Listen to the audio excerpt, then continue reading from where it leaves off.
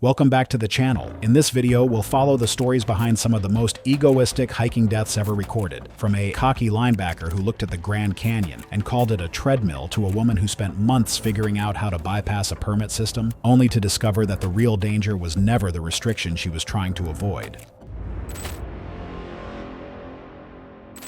The 17th of July, 2018, South Kaibab Trail, Grand Canyon National Park, Arizona, 5:47 in the morning. The parking lot at the trailhead was already packed. It was a Tuesday, but it didn't matter. The Grand Canyon draws 4 to 5 million visitors a year, and in mid-July, early morning was the only time the air felt remotely tolerable. Families were taking photos against the railing. A dad was yelling at his kids to stop leaning over the edge. A couple was sharing a granola bar and looking out at a view so big it almost doesn't process right in your brain. A park ranger made his rounds along the rim, stopping every few minutes to speak to groups gathering near the trailhead. His delivery was practiced, but not robotic. You could tell he'd said it 1,000 times and still meant every single one. He told people the canyon was unforgiving in summer heat. He told them dehydration and heat stroke could set in faster than they expected. He told them the trail down to the Colorado River was nearly 7 miles one way and dropped almost 5,000 feet in elevation. Then he said the line that I've heard rangers say at this canyon more times than any other. Going down is optional, coming back up is mandatory. Most people nodded politely and kept moving. A few took photos of the warning signs near the trailhead, the ones with bold red text about summer fatalities, not because the signs alarmed them, but because they thought it was funny, a morbid little souvenir. Somewhere in that crowd was a 21-year-old from Texas named Brandon Kowalski. He was tall, broad-shouldered, and had the kind of build that made strangers assume he played college sports because he did. He was a starting linebacker. He laughed when he heard the Rangers' warning. To Brandon, the canyon looked manageable. The first section of trail from the rim was visible, and the switchbacks didn't look that steep. The morning was still cool. His body was a machine he had been maintaining and testing for years. He had no reason to believe any of this applied to him. Now, I think that to understand what happened on that trail, you have to understand who Brandon was. Brandon was a standout college football player from Texas who built his identity around his athleticism and discipline. Years of praise from coaches, teammates, and others convinced him that he was physically exceptional and could handle challenges that stopped ordinary people. However, his experience was limited to sports training and controlled environments, leaving him unaware that football conditioning does not prepare someone for the dangers of extreme desert hiking. He planned a pre-senior year road trip with his roommate Jabari Warren and Jabari's cautious girlfriend Lucy Miura. They had already been through Las Vegas and stopped at Hoover Dam, which Brandon had found underwhelming. That should have registered in hindsight prior to that Tuesday's hike, but he wasn't thinking. The Grand Canyon was on the itinerary as a half-day stop, take some photos from the rim, maybe walk partway down one of the trails, then drive on to their next destination. That plan lasted until Brandon saw hikers coming back up the trail with dust on their boots and empty water bottles in hand. Someone near them mentioned, almost casually, that if you kept going down far enough, you'd reach the Colorado River itself. Believe me or not, that was all it took. Brandon immediately decided to hike to the Colorado River after hearing how difficult it was, viewing it as a challenge to prove his toughness rather than a carefully planned goal. Jabari and Lucy recognized this familiar pattern of overconfidence. The South Kaibab Trail is one of the Grand Canyon's most demanding routes. With nearly 14 miles round trip, about 4,780 feet of elevation change, no water sources, and little shade. Summer temperatures can exceed 110 degrees Fahrenheit at the canyon floor, far hotter than conditions at the rim. Despite prominent warnings at the trailhead explaining heat stroke, heat-related deaths, and advising against a rim-to-river and back hike in summer, Brandon dismissed the risks. Below that was a line that I keep coming back to. It noted that athletes and physically fit individuals were particularly vulnerable because their confidence often led them to push past early warning signs that their bodies were sending. Brandon took a photo beside that sign. Based on what Jabari and Lucy told investigators afterward, he made a comment to the effect that whoever wrote it wasn't thinking about someone like him. A ranger who overheard the exchange stopped and spoke to the group. He didn't lecture. He just asked where they were planning to go, and, when Brandon said the river, laid out the problem plainly. The canyon floor would be over 110 degrees by mid-morning. They were starting too late in the day for a safe round trip, and the water they were carrying, a few standard bottles each, was nowhere near enough for 14 miles of desert hiking in July heat. Brandon thanked him politely, but the look on his face, according to Lucy, was not gratitude. It was the look he got when someone told him he couldn't do something. She said later that she recognized it immediately and felt her stomach drop. Lucy told him she thought the ranger was right. She said the trail looked really long from the rim and she wasn't sure she was up for it. Jabari agreed and said they should at least think about it. Brandon told them they were overthinking it. He said the ranger was just doing his job and giving the standard speech. He said they'd be fine. Each warning he received that morning had the same effect. It made him more certain he was going.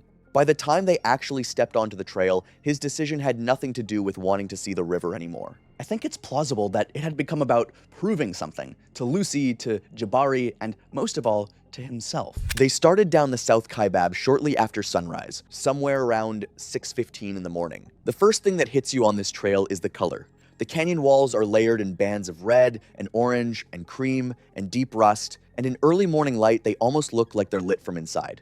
The air was still cool enough that Brandon would have felt good, loose, energized, the kind of feeling that comes before the body starts its real work. The South Kaibab drops fast. It doesn't ease you in. Within the first half mile, the switchbacks begin cutting back and forth across the canyon face, and the trail drops sharply enough that you feel it in your quads almost immediately on the way down. Most hikers pace themselves here instinctively. Brandon did not.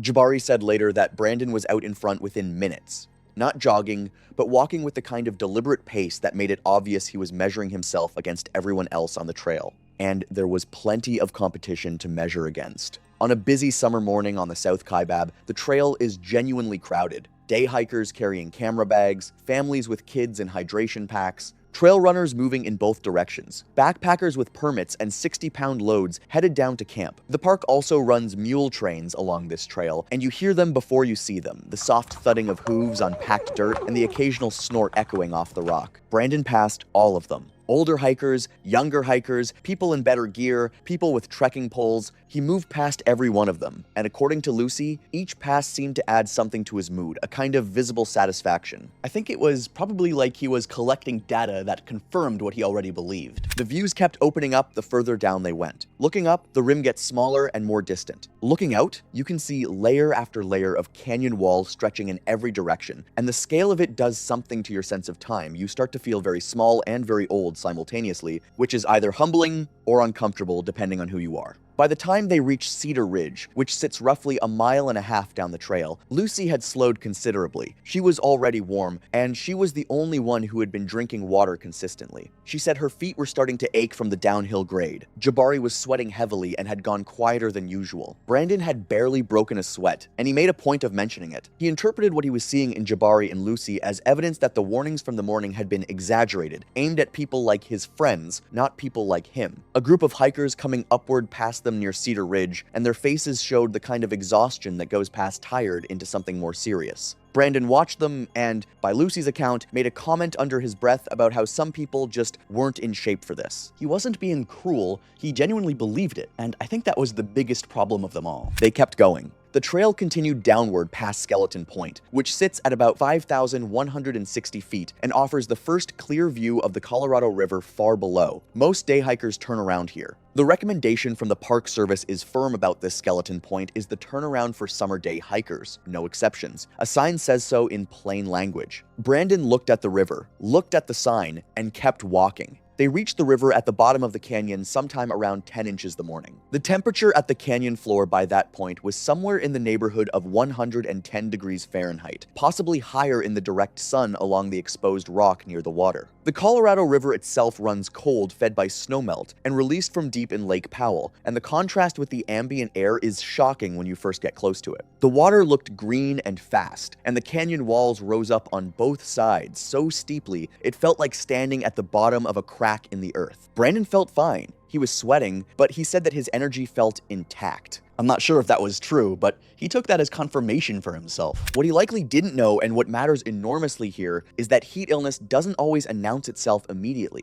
The body can maintain relatively normal function for a period, while heat stress accumulates underneath. Feeling okay at the bottom of the canyon after a 4.5-hour descent in July heat doesn't mean your body is handling the situation well. It may mean the damage is building quietly, below the level of perception. They rested near the river. Other hikers were there too, experienced backpackers with permits who had camped overnight and were preparing to head back out. Several of them, noticing that the three of them had nothing but basic water supplies and no overnight gear, told them directly to head back up immediately. One backpacker, based on what Jabari later told rangers, was emphatic. He said something to the effect that the canyon doesn't care how strong you are, it runs on its own terms. And those terms include physics and chemistry that no amount of fitness can override. Brandon didn't argue. He just smiled and took photos. He shot video of the river. He took photos of himself standing at the bank, grinning, squinting against the light. Based on what investigators later recovered from his phone, he had drafted messages to teammates back in Texas describing the hike as not that hard, saying the warnings had been overblown. There was no cell service at the canyon floor, so the messages sat unsent in his outbox. He never got to a place where he could send them. The three of them should have turned around the moment they arrived. Every piece of guidance from the Park Service printed, posted, and spoken aloud by rangers that morning said as much. Instead, they rested for somewhere close to an hour. Lucy said later that she tried twice to get Brandon moving, and both times he told her there was no rush. That hour mattered. In the heat of a July canyon floor, an extra hour of sun exposure and elevated body temperature is not a minor thing.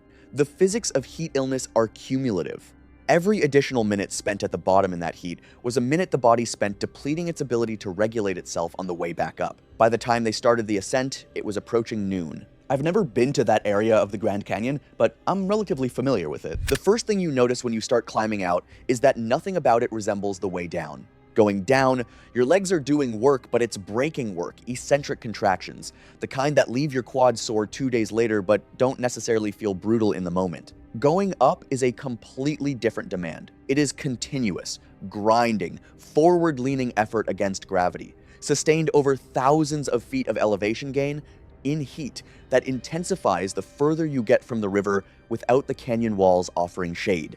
Lucy felt it almost immediately. Within the first mile of the climb, she told Jabari and Brandon that she wasn't confident she could make it to the rim. Not because she lacked effort she was pushing, but because her body was sending signals that felt different from ordinary fatigue. She was dizzy, her heart rate felt too high. She said the heat felt like pressure rather than temperature, like something sitting on top of her. Jabari was struggling too. He said the ascent was nothing like the descent and that he thought they needed a different plan. He knew about Phantom Ranch, a small lodge and ranger station at the canyon floor about a mile from where they were, and he suggested they head there, explain the situation to rangers, and arrange an alternative exit rather than trying to force the climb in the middle of the day. And surprise, surprise, Brandon rejected the idea immediately.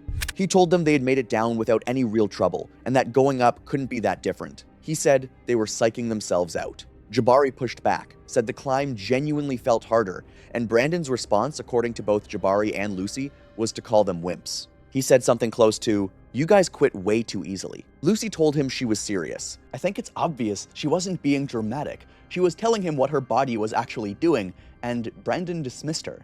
A group of nearby hikers overheard the exchange. One of them, an older man with a full backpacking setup and the kind of tan that comes from a lot of time outdoors, pulled Brandon aside and told him plainly that continuing alone during the hottest part of the day was dangerous, that the canyon claimed people every summer who thought the same thing he was thinking, and that there was no shame in using Phantom Ranch. Brandon thanked him and turned away. Jabari told Brandon one more time to stay with them and go to Phantom Ranch. Brandon told him he'd be at the rim hours before them, that they were making a bigger deal out of this than it was, and that he'd see them when they figured it out. Then he started climbing. The other hikers watched him go. Jabari and Lucy stood there for a moment and then turned back toward Phantom Ranch. That was the last time either of them saw Brandon conscious. Alone on the trail now, Brandon lost the only people who might have slowed him down. In the beginning, he probably felt something close to vindication. He was moving, he was ahead, and the story he would tell back at school was already writing itself in his head, the version where his friends underestimated themselves, and he proved the point by finishing alone. He passed other hikers heading upward. He was still moving at a pace that would have impressed most people on that trail. But the heat was doing what it does. You have to understand that the South Kebab above the river is almost entirely exposed. There are a few small overhangs and rock formations, but nothing that qualifies as shade for more than a few minutes. The trail surface absorbs heat and radiates it back upward. The air temperature in the direct sun is higher than the ambient temperature. Every step up is a step closer to the rim, but also a step further into accumulated heat stress that had been building since Brandon first stepped onto the trail 6 hours earlier. His water supply, which had already been insufficient for the conditions, started disappearing faster. When you are working hard in extreme heat, your body needs far more water than most people expect, not just to replace sweat, but to support the physiological processes that keep your core temperature from climbing into dangerous territory. Brandon was a large, muscular person. Large, muscular people require more water, not less. His body was working hard to cool itself, and it was running out of resources to do it with. His pace slowed, then slowed again.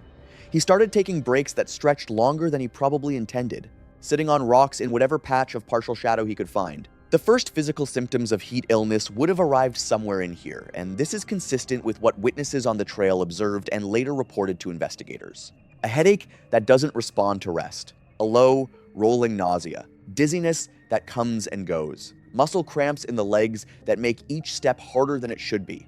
When other ascending hikers stopped to ask if he was okay, and mind you, several did, Brandon told them that he was fine. Just tired, and that he's almost there. The trail to the rim was still several miles above him when he was saying this. Needless to say, his pride had become its own trap. Turning around, which was no longer a realistic option anyway, would have meant admitting that Jabari and Lucy had been right. That the ranger had been right. That the sign had been right. That everything he had spent the morning dismissing as noise meant for other people had actually been meant for him. His brain, trained by years of athletic culture to interpret stopping as weakness, wouldn't let him sit with that even as the organ doing the interpreting was beginning to cook inside his skull. Heat stroke doesn't begin the moment you collapse. It is a process. The core temperature rises, the body's cooling mechanisms begin failing. The brain, which is exquisitely sensitive to heat, starts malfunctioning in ways that are invisible from the inside, meaning the person experiencing it often cannot perceive that their thinking has become impaired.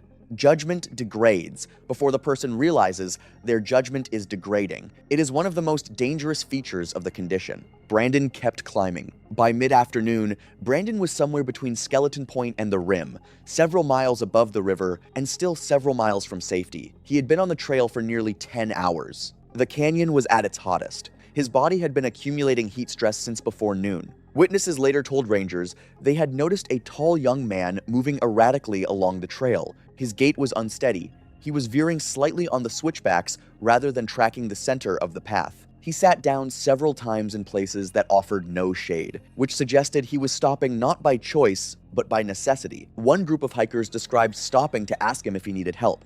He became irritated and told them he didn't. His words were slow in coming, and the sequence of them was slightly off, not obviously wrong, but enough that one member of the group said later it felt like talking to someone who had just been woken up. They kept watching him from a distance. A few minutes after they spoke to him, he came around a switchback and stumbled.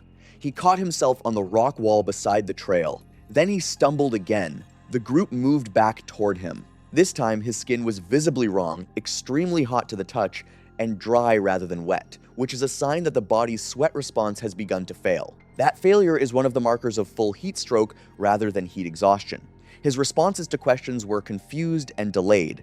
He didn't seem to know what time it was or how far he had come. One member of the group activated emergency services using a satellite communicator. However, Brandon did not sit down. He kept moving upward one slow step at a time for another short distance. I guess it's safe to say that the same drive that had pushed him past every warning that morning had, in the end, been the mechanism of his destruction. His confidence had kept him moving when his body was begging him to stop, and by the time his body won the argument, it was already losing the fight. Rangers were dispatched quickly after the emergency call came in, but the Grand Canyon does not cooperate with urgency. Helicopter evacuation from within the canyon in mid-afternoon in July is complicated by a combination of factors. The intense heat reduces air density, which affects lift capacity, the terrain is narrow and irregular, and wind conditions in the inner canyon can be unpredictable in ways that don't always show up on instruments at the rim. The options for a fast aerial extraction were limited. Ground personnel reached Brandon on the trail.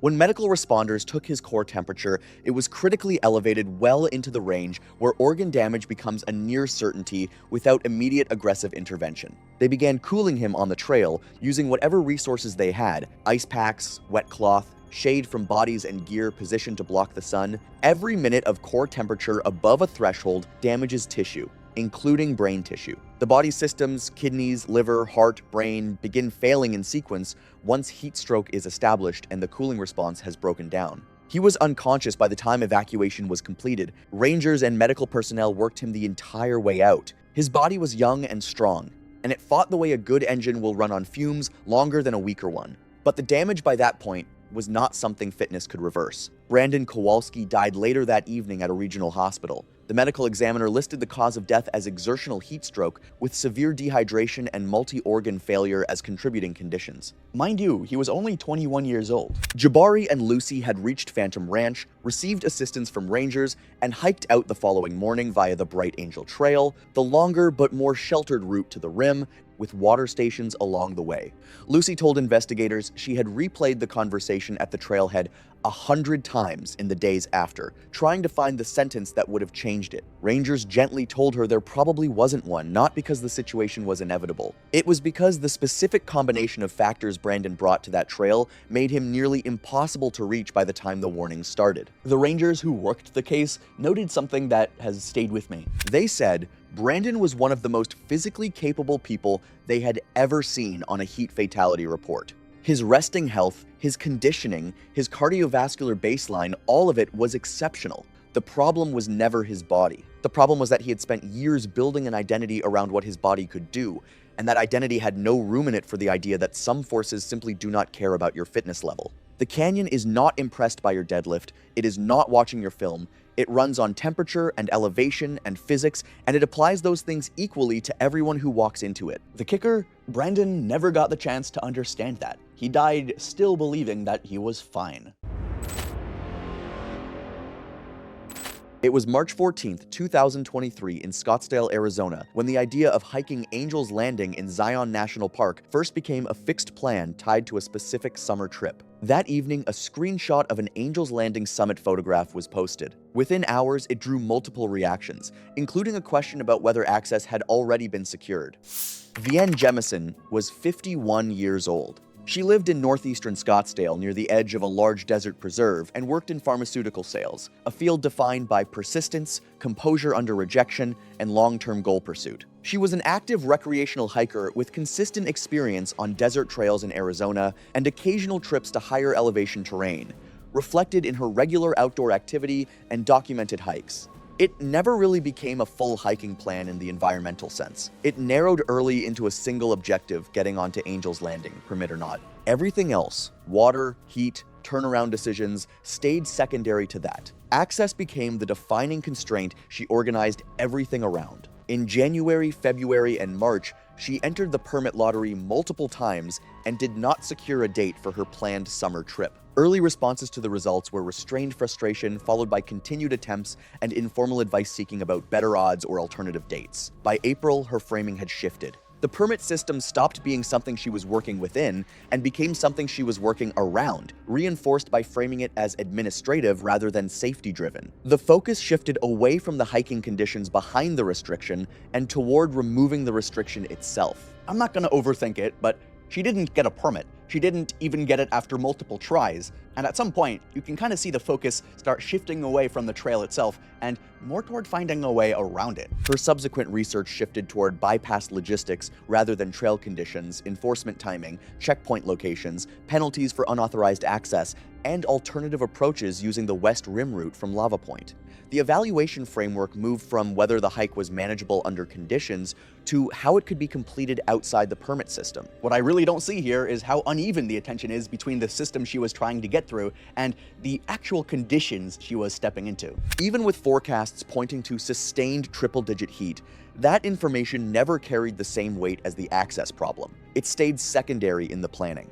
By the time she reached Zion, she had a detailed entry strategy, but a much less developed model of what that distance, elevation, and heat would actually combine into on the ground. The logistics were clear, the physical consequences were not fully internalized. She arrived in Springdale on the evening of June 15, a small gateway town positioned just outside the southern entrance to the canyon system and functioning almost entirely as the operational base for visitors entering the park. In peak season, the town operates less like a destination and more like a processing point, a place where hikers, tour groups, and independent travelers converge briefly before dispersing into the canyon at first light. The streets were active with early summer traffic, with gear shops, food stops, and shuttle pickup points moving at a steady but familiar rhythm shaped by seasonal demand. Her accommodation was located near the park entrance within walking distance of the shuttle system that serves the canyon corridor. She checked in without issue and appeared structured and composed in her preparation, treating the evening as part of a planned sequence rather than a point of decision. There was no visible hesitation in her movements or changes in intent. Outside, temperatures remained warm but still within a manageable early summer range for the region, the kind of desert heat that experienced hikers often accept as baseline conditions rather than a limiting factor, especially during evening hours when the canyon temporarily cools before the next day's rise. There is not much focus, at least from what I could tell, on things like heat illness, how much water she'd realistically need, or when you're supposed to just turn around if it gets too much in exposed canyon terrain.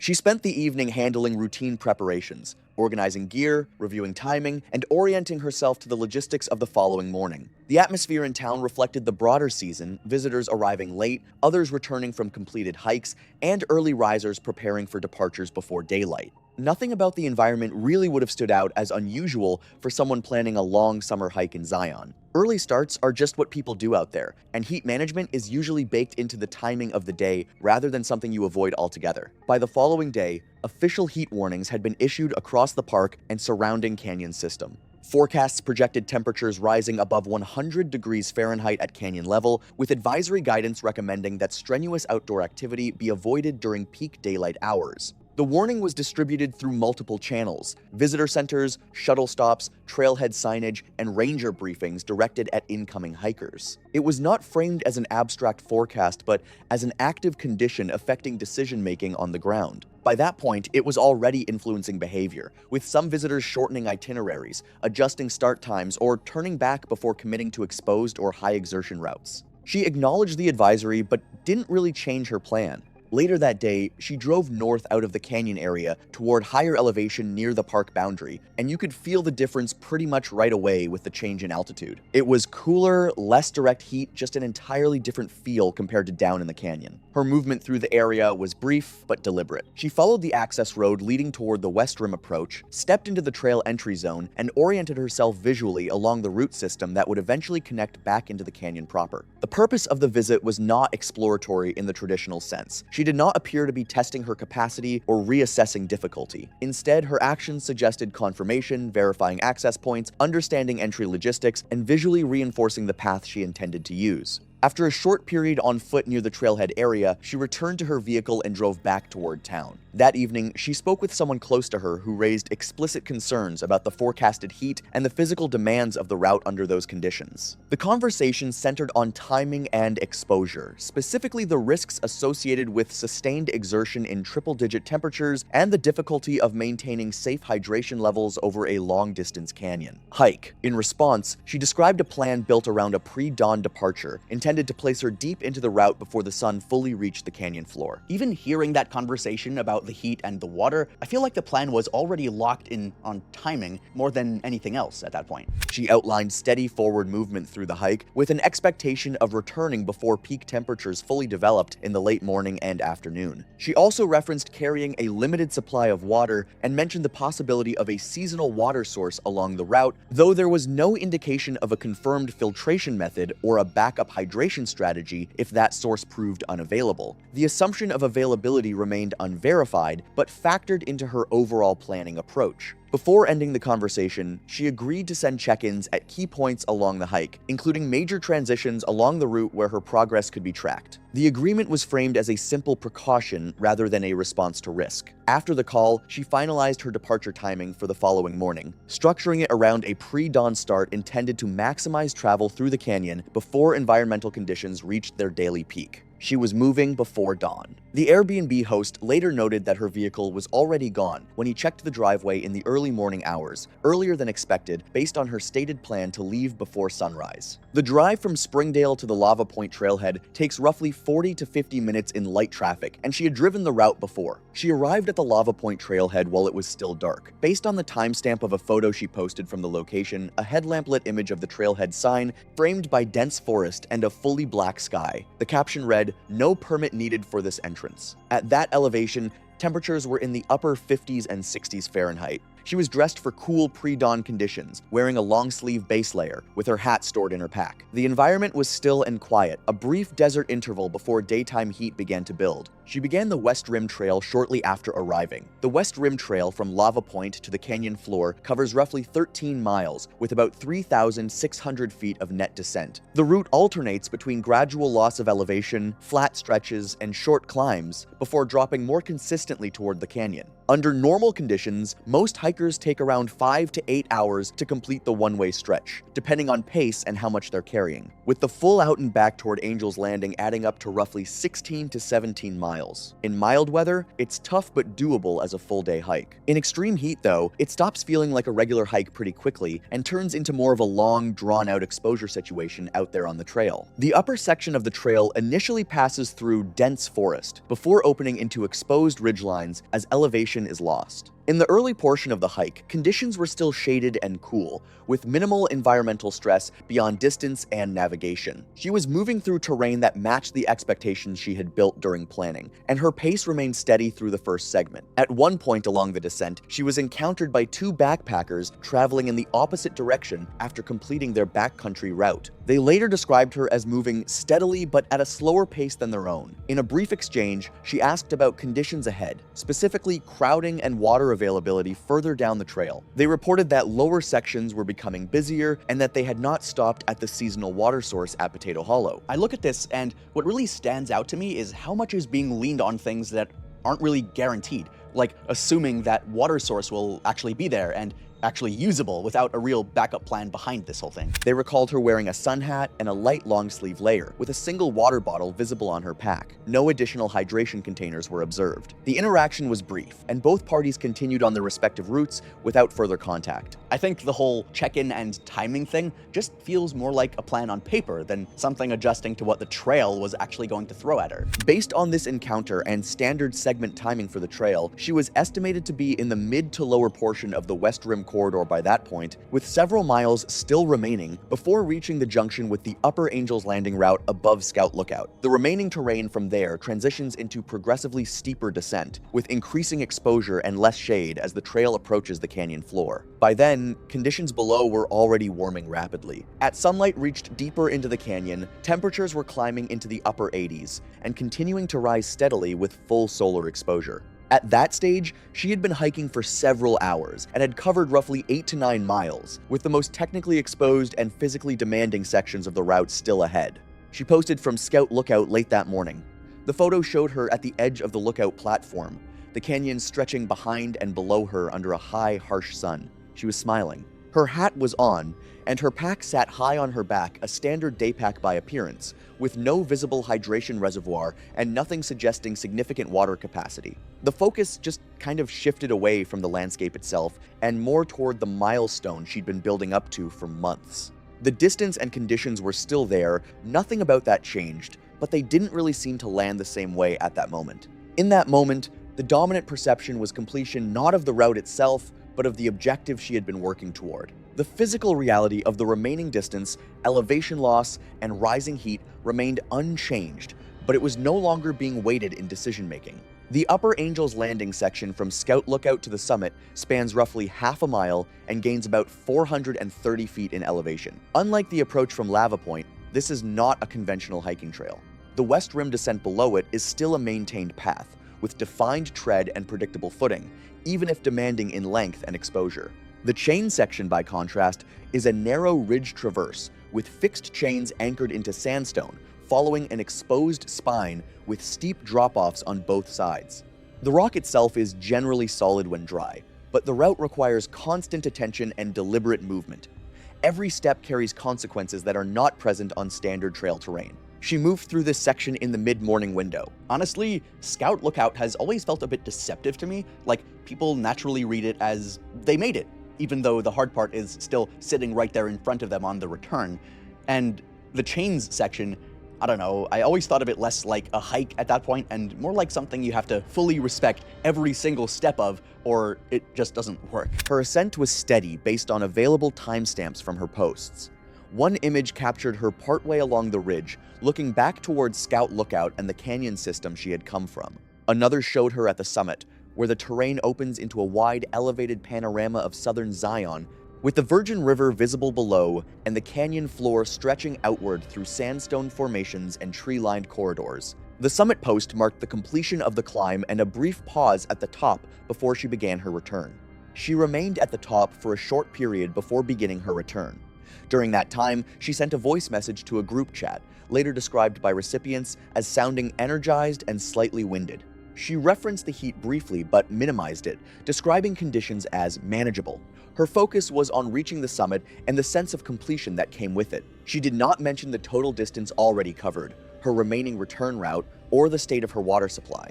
At that point, she was still several miles from the trailhead, with the only route back requiring retracing the exposed chain section she had just crossed, followed by a long descent through the canyon under rapidly intensifying heat. Temperatures at elevation are already in the upper 90s and continuing to rise through the late morning. She had covered roughly 9.5 miles from Lava Point, with sustained elevation change and prolonged exposure on open desert terrain. The descent toward the canyon floor had already removed most of her elevation buffer, leaving her roughly 5,800 feet above sea level, with a final return still requiring a steep climb out of the canyon system after completing the lower sections. Ahead remained the chain section, the switchbacks below Scout Lookout, and the long canyon approach to the trailhead a short distance on a map, but a significant physical effort after hours of continuous movement in rising heat. Under normal conditions, this return is hard but still doable. Here, though, it really wasn't in that normal space anymore. She was already tired, low on water, and moving straight into peak heat where everything just kind of piles on at once: fatigue, dehydration, and heat all feeding into each other. Heat exhaustion at this stage was no longer a discrete event, but the continuation of an accumulating physiological decline, where fatigue, dehydration, and heat exposure reinforced each other and progressively degraded coordination and judgment. There are no definitive witness accounts of her condition during the descent through the chain section. Two hikers moving in the opposite direction later described her as steady and unremarkable, consistent with many solo hikers navigating the same terrain. She was not observed requesting assistance or showing overt distress. She passed below Scout Lookout. Whether she paused there is unknown, and no reliable accounts place her resting despite the high foot traffic. From there, she continued onto the switchback descent toward the canyon floor, still within terrain that required attention, but now under increasing heat stress and accumulated fatigue. One thing that sticks with me is how the summit can mess with your sense of where you're on the hike, because it feels like the goal is done, it's over with. But the reality is, you still have a long, exposed walk back in worsening heat. The trail below Scout Lookout descends through a series of switchbacks carved into the canyon wall before eventually meeting the main canyon trail that leads toward the Grotto trailhead. The terrain here is less exposed than the chain section above, but it is not straightforward. The grade remains steep, the footing shifts between packed sand and loose gravel, and the rock walls on both sides hold and re-radiate heat long after direct sun exposure, turning the corridor into a sustained warm zone with limited relief. Shade is minimal, and by late morning canyon, temperatures in this section typically reach the upper 90s and can approach triple digits. Roughly a third of a mile below Scout Lookout, the main trail curves around a rock outcrop. Right there, there's also this worn-down side path basically formed just from people repeatedly walking it over time that splits off from the main trail and leads back to a small overhang tucked just off to the side. The overhang casts intermittent shade on the rock beneath it, creating a visible contrast against the surrounding sunlit sandstone. To a passing hiker, it can resemble a natural pause point, a place to step off briefly, catch breath, or escape direct heat. Whether Vienne Jemison intentionally moved toward that shaded area in search of rest, or whether her navigation had degraded enough under fatigue and heat stress that she followed the worn path without clear intent, is not established. Both interpretations remain consistent with the physical evidence recovered at the scene and the medical findings regarding her condition at the time of the incident. What is established is that she left the main trail at that point and moved onto terrain that was no longer part of any maintained route. The ground transitions quickly from compacted sand to uneven sandstone slabs with a noticeable slope and intermittent drop-offs. These surfaces are not inherently unstable, but they demand precision in foot placement and full attention to balance. Under normal conditions, they require care. Under conditions of fatigue, dehydration, and heat stress, they leave very little room for error. The fall was not witnessed. Her final footprints indicate movement off the main trail and onto the unmaintained section before disappearing near the edge of the ledge system. Below that point, the terrain drops away steeply, with an approximate descent of 180 feet to the next stable shelf of rock. Later that day, her friends in a group chat attempted to reach her after the expected return window passed. Messages went unanswered, followed by repeated calls that went to voicemail. Concern escalated into a formal report when it became clear she had not returned to her lodging and had not exited the trail system. It always looks easier than it is, but you're still dropping steep switchbacks with heat just sitting in the canyon walls the whole way down. That side path just feels like a quick spot people drift into to get out of the sun for a second. Her rental vehicle was located at the Lava Point trailhead, establishing her point of entry on the West Rim approach. Combined with the earlier summit post and the absence of any return through the main canyon exit, this allowed rangers to narrow the search corridor to the stretch between Scout Lookout and the canyon floor. Search teams began ground operations from the upper trail. Her body was located later from the main route below the social trail divergence point. Recovery required rope-assisted access due to the steepness of the terrain. She was pronounced deceased at the scene, and recovery continued into the following hours under standard technical rescue procedures. The medical examiner conducted an autopsy 2 days after recovery.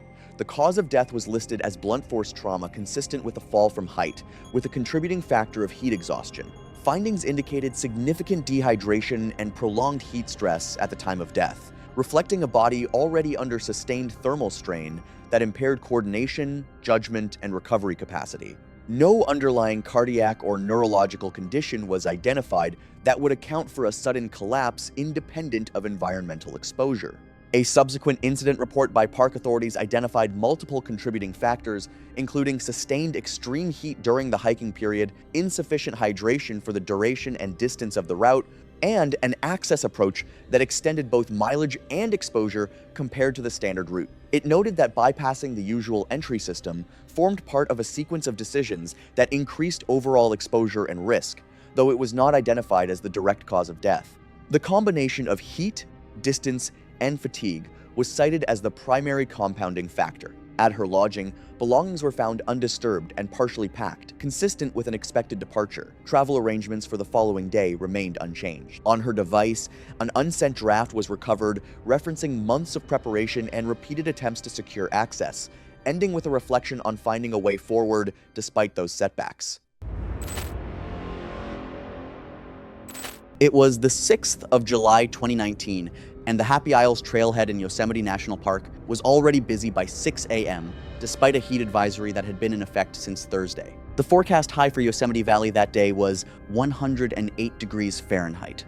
At elevation on the exposed granite sections of the trail, where the rock absorbs direct sun for hours, surface temperatures would climb past 140 degrees Fahrenheit by early afternoon. Half Dome is one of the most iconic hikes in the United States, a roughly 1/6-mile round trip with nearly 5,000 feet of elevation gain that ends with a steep cable-assisted climb up a granite face so exposed that Park Service posts explicit warnings about the dangers of the final ascent.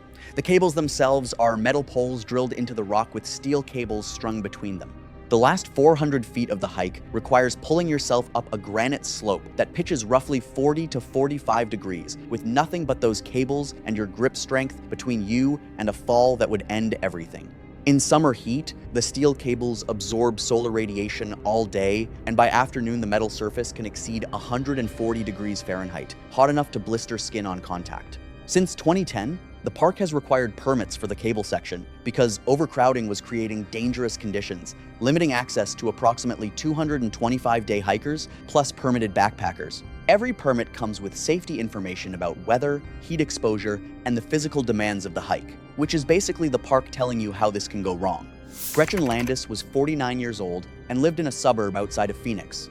She worked in pharmaceutical sales and had spent the previous 18 months building what she described to friends as her outdoors phase. This basically included a handful of moderate day hikes around Sedona and Camelback Mountain, a guided walk along the Grand Canyon's south rim, and a growing Instagram account where she posted trail selfies with captions about finding herself in nature. The photos were polished, the gear was expensive, and the trails were all manageable for anyone in average shape. She had accumulated roughly 4,000 followers, mostly friends, coworkers, and women in similar demographics. The identity felt real to Gretchen, because honestly, nobody in her audience had the experience to tell her it wasn't. The trails Gretchen was used to in Phoenix were hot, but they were also short, well-maintained, and never more than a 15-minute drive from an air-conditioned car. If something went wrong, you could call for help, and someone would reach you within the hour. Half Dome was 16 miles in a granite canyon, with no cell service above Nevada Fall, no vehicle access, and no quick way out once you pass the halfway point. The heat was comparable, but the infrastructure was not. Her friend Tammy Salcedo was 47 and lived in the same development. Tammy was less fit than Gretchen and less interested in the outdoors brand Gretchen was building, but she had been pulled into the orbit of Gretchen's enthusiasm over the previous year. They had hiked Camelback together twice. Tammy found both experiences difficult but manageable, though she privately told her husband after the second one that she genuinely didn't understand why Gretchen treated it like a major accomplishment.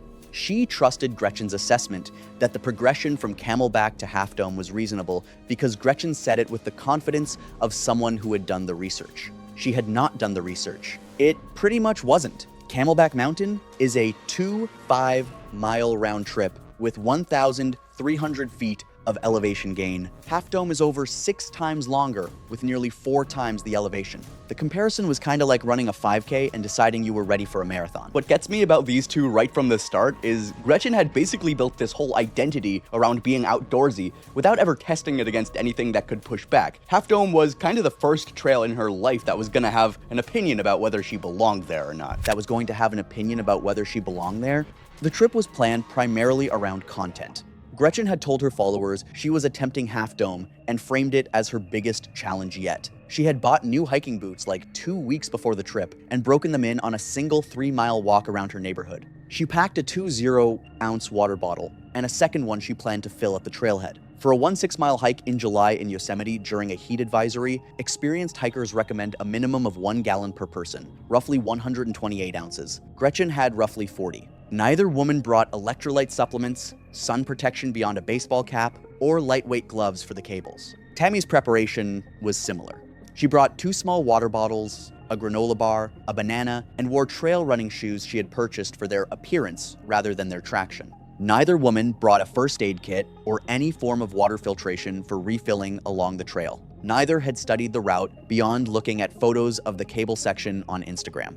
There was also the matter of the permit. Half Dome cable permits are distributed through a lottery system months in advance and are limited to a few hundred permitted hikers per day. Gretchen and Tammy did not have permits. Gretchen had applied for the daily lottery twice, been rejected both times, and decided that the permit system was what she described to Tammy in a text as basically just a suggestion. Her plan was to basically hike to the subdome and talk her way past whoever was stationed there, or just wait until the ranger was busy and go around. I'm not gonna sugarcoat this one. The permanent system exists because people literally died on that route when it got overcrowded. Treating it like something you can just charm your way past is genuinely one of the most dangerous attitudes you can bring onto a trail like this. They arrived at the trailhead at approximately 9:40 a.m., roughly 3 to 4 hours later than most experienced Half Dome hikers begin. The standard advice is to start before dawn and be off the exposed sections before the heat of the day. Because in summer, Yosemite's granite absorbs solar energy from the moment the sun clears the valley walls, and by afternoon, the rock becomes a radiator that cooks a person from below while the sun cooks them from above. During heat advisories, rangers treat this advice less like a recommendation and more like the difference between hiking and heat stroke. They had trouble finding parking in the valley and ended up taking the shuttle to the trailhead, pushing their actual start to closer to 10 a.m. A ranger at the trailhead spoke with several groups that morning about the heat advisory. She later stated she had an interaction with 2 women matching Gretchen and Tammy's description, in which she warned about the dangerous heat and told them they needed significantly more water. The response, according to the ranger, was dismissive. One of the women said something along the lines of them being from Phoenix, so they were used to the heat. Phoenix heat and Half Dome heat are not the same thing, and honestly the fact that I have to say that out loud tells you everything about how Gretchen processed risk. The trail to Half Dome via the Mist Trail passes Vernal Fall and then Nevada Fall, climbing steep granite steps physically demanding even for fit hikers. Gretchen and Tammy moved slowly from the start. Their pace, later estimated by investigators from photographs, social media timestamps, and witness accounts, averaged roughly 1.5 miles per hour on flat sections and significantly less on steep terrain. For reference, the average hiking pace on moderate terrain is 2 to 3 miles per hour, so they were pretty much behind from the start. The thing about the Half Dome Trail that most visitors never account for is the heat shift. The mist trail has shade and spray from the waterfalls, so the first couple miles feel cooler than conditions actually are. But once you pass Nevada Fall, the tree cover thins and the trail crosses long stretches of exposed granite that has been absorbing direct sunlight since dawn. By afternoon, those surfaces can exceed 140 degrees Fahrenheit. The rock radiates heat upward through boot soles, and the dry air pulls moisture off skin so fast that rangers call it invisible sweating, where a hiker can lose over a quart of fluid per hour without ever feeling wet. What neither of them understood was that their bodies had been losing fluid at a dangerous rate since the moment they left the shade of the mist trail. By the time a person feels thirsty in extreme heat, the deficit is already significant, sometimes a full quart behind what the body needs to function safely. Dizziness, confusion, and impaired judgment follow, which means the worse the dehydration gets, the less capable you become of recognizing how bad it actually is. By noon, they had reached the top of Nevada Fall, roughly 3.5 miles in and about 2,000 feet up. The shade from the Mist Trail Canyon was behind them now, and the sun was directly overhead, reflecting off every exposed granite surface in every direction. They were already showing signs of strain. Tammy's face was deeply flushed and she was sweating heavily. Her breathing labored in a way that several passing hikers noticed. Gretchen appeared more composed, but was visibly struggling with the heat, her shirt soaked through. They rested at the top of Nevada Fall for roughly 30 minutes, during which Gretchen took several photos and posted one to her Instagram story. Tammy told Gretchen during the rest that she thought they should turn around. She said her feet were burning through her shoes, she was dizzy, and the distance remaining felt like more than she could handle. Gretchen told her the hardest part was already behind them and that the rest of the trail was mostly flat, which was not accurate. Tammy did not push further. They had consumed nearly all their water by this point. The 60-odd ounces they had carried between them was almost gone after 3.5 miles of steep terrain in extreme heat. The return trip would cover the same ground with the cable section and over 4 additional miles still ahead of them. Tammy mentioned being thirsty, and Gretchen told her they could fill up further along the trail. There are no reliable water sources between Nevada Fall and the summit that are safe to drink without filtration, which neither of them carried. Honestly, the water thing alone, that should have been the end of the hike right there. Even if literally everything else went perfectly, they were already in a deficit that was only going to get worse in that kind of heat, and neither of them seemed to register that at all. The section between Nevada Fall and the Subdome approach is roughly 3.5 miles of trail through thinning forest and across exposed granite slabs. It is less steep than the Mist Trail, but deceptively long and brutally exposed, with scattered tree cover that provides seconds of shade before opening back onto granite storing heat since dawn. Gretchen and Tammy moved through it slowly, stopping frequently. Tammy was limping slightly by 1 p.m. A hot spot on her right heel had turned into a blister she was trying to ignore. Tammy's body had been telling her to stop since Nevada Fall. I genuinely think she knew this was the wrong way before the cables. Gretchen's knees were visibly bothering her on downhill sections. The air temperature at this elevation was in the low 90°F, but on the exposed granite slabs where there was no shade for hundreds of yards at a time, the heat radiating off the rock surface added another 15 to 20 degrees to what their bodies were actually experiencing. Without adequate water, the cumulative effect of heat, exertion, and invisible fluid loss was shutting down their ability to cool themselves. Multiple hikers who were descending from the subdome that afternoon passed Gretchen and Tammy on the trail. At least 3 of these hikers later gave statements to park investigators. One couple from Colorado described stopping to talk to the 2 women sometime shortly after 1 p.m. and telling them directly that they needed to turn around because of the heat. The husband said the shorter woman, matching Tammy, was barely sweating despite the temperature and looked visibly unwell. Her skin flushed a deep red color that concerned him. He offered them water from his own supply. The taller woman, matching Gretchen's description, declined and said they were from Phoenix and knew how to handle heat. She said people exaggerated Half Dome all the time. The wife said the shorter woman looked like she wanted to accept the water but said nothing. A solo hiker from the Bay Area encountered them around 1:45 p.m. on the approach to the subdome and described a similar exchange. He told them the cables would be dangerous in this heat because the metal gets hot enough to burn bare hands, and the exposed granite offers 0 shade for the entire 400-foot climb. He said, the taller woman told him she didn't need hiking advice from a stranger and kept walking. Every single person who talked to them on that trail tried to help, and every single one got either dismissed or flat out insulted. I keep coming back to that because the trail was basically full of people handing them the information that could have saved their lives, and they treated it like bad customer service reviews. The subdome approach is a steep scramble up granite slabs that have been baking in direct afternoon sun for hours, hot enough that hikers in previous summers reported burning their palms on the rock surface during the scramble. It takes most hikers 20 to 30 minutes. Gretchen and Tammy reached the base of the subdome at approximately 2:45 p.m. When Gretchen and Tammy reached the permit checkpoint, a wilderness ranger conducting permit enforcement that afternoon asked for their permits. Gretchen told him they had applied but didn't receive them and asked if they could go through anyway since they had come so far. The ranger told them no. Permits were required and the conditions were too dangerous. He pointed out that they appeared to have no water remaining and that the cable section in this heat with no hydration was life-threatening. He told them he had already turned back 6 groups that afternoon because of the heat advisory. Gretchen argued. She told the ranger they had been hiking all day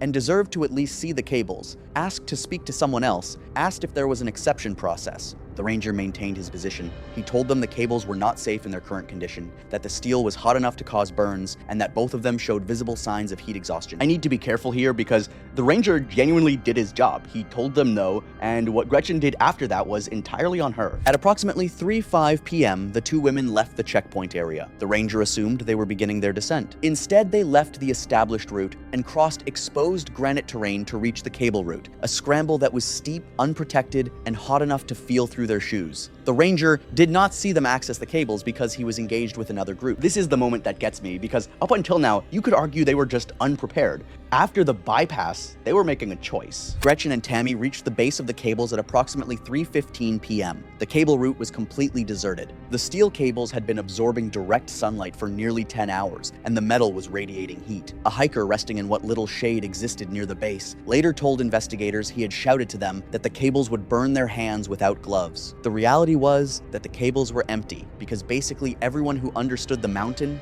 had already left. The heat had cleared the route more effectively than any ranger ever could. They began ascending. The cables require continuous pulling effort while stepping between wooden crossboards placed roughly every 10 feet on the granite slope. Under normal conditions, this is physically demanding. In a heat wave with the cable surface exceeding 140 degrees Fahrenheit, every grip becomes a burn. The granite under their feet was hot enough to feel through boot soles. The angle is steep enough that without the cables, the face would not be safely climbable without technical equipment. The drop on either side falls away across hundreds of feet of steep granite terrain. Experienced half-dome hikers describe the cable section as the most exposed terrain they have ever been on, and most of them complete it under ideal conditions, with fresh legs, full hydration, and cool metal under their hands. Gretchen started up first, wrapping her hands around the cable and immediately pulling back. The steel was searing. She pulled her shirt sleeves over her palms and gripped through the fabric, pulling herself from crossboard to crossboard. The difference was that every trail she had ever attempted was something her body could actually do. Tammy followed roughly 10 feet behind, doing the same thing with her sleeves, but her shirt was thinner and the heat penetrated almost immediately. I keep picturing that. Using your shirt as a glove on 140-degree steel.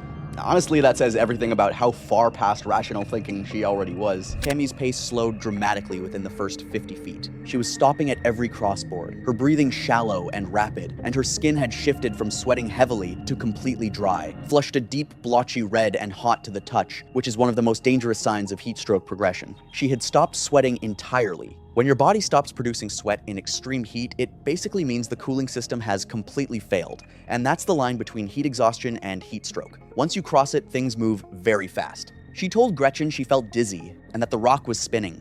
Gretchen told her they were almost there. They were not almost there, not even close. They were still roughly 350 feet from the summit, with the steepest section still ahead. Tammy kept going because Gretchen told her to. The same dynamic that had basically governed their friendship for 18 months was now playing out on a 150-degree granite face with no shade, no water, and no way to cool down. At approximately 3:35 p.m., roughly 200 feet above the base of the cables, Tammy stopped moving.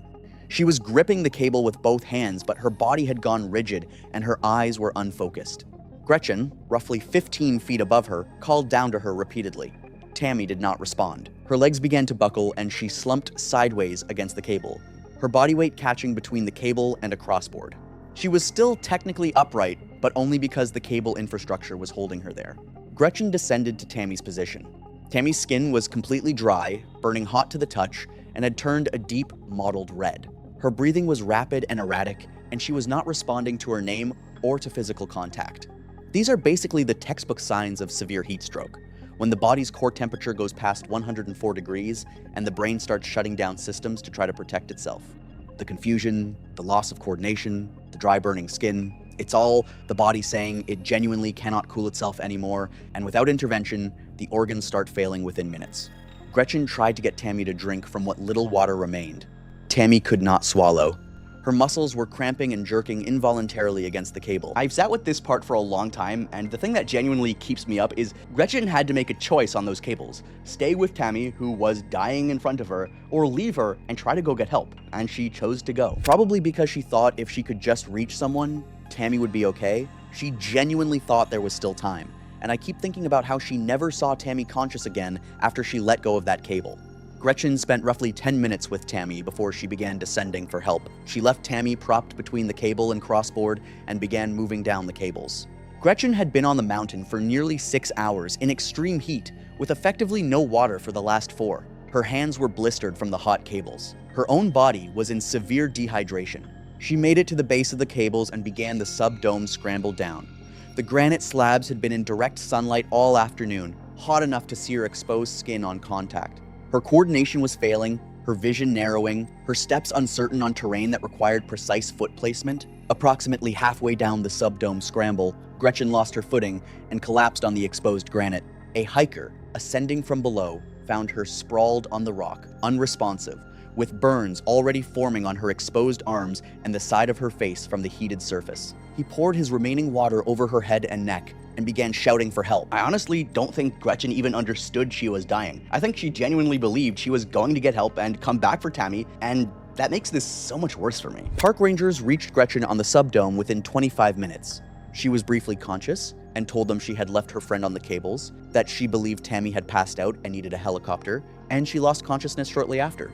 She was airlifted to a regional hospital. Her core body temperature at the time of evacuation was measured at 107.2 degrees Fahrenheit. Organ failure had already begun. Gretchen Landis did not survive transport. She was 49 years old.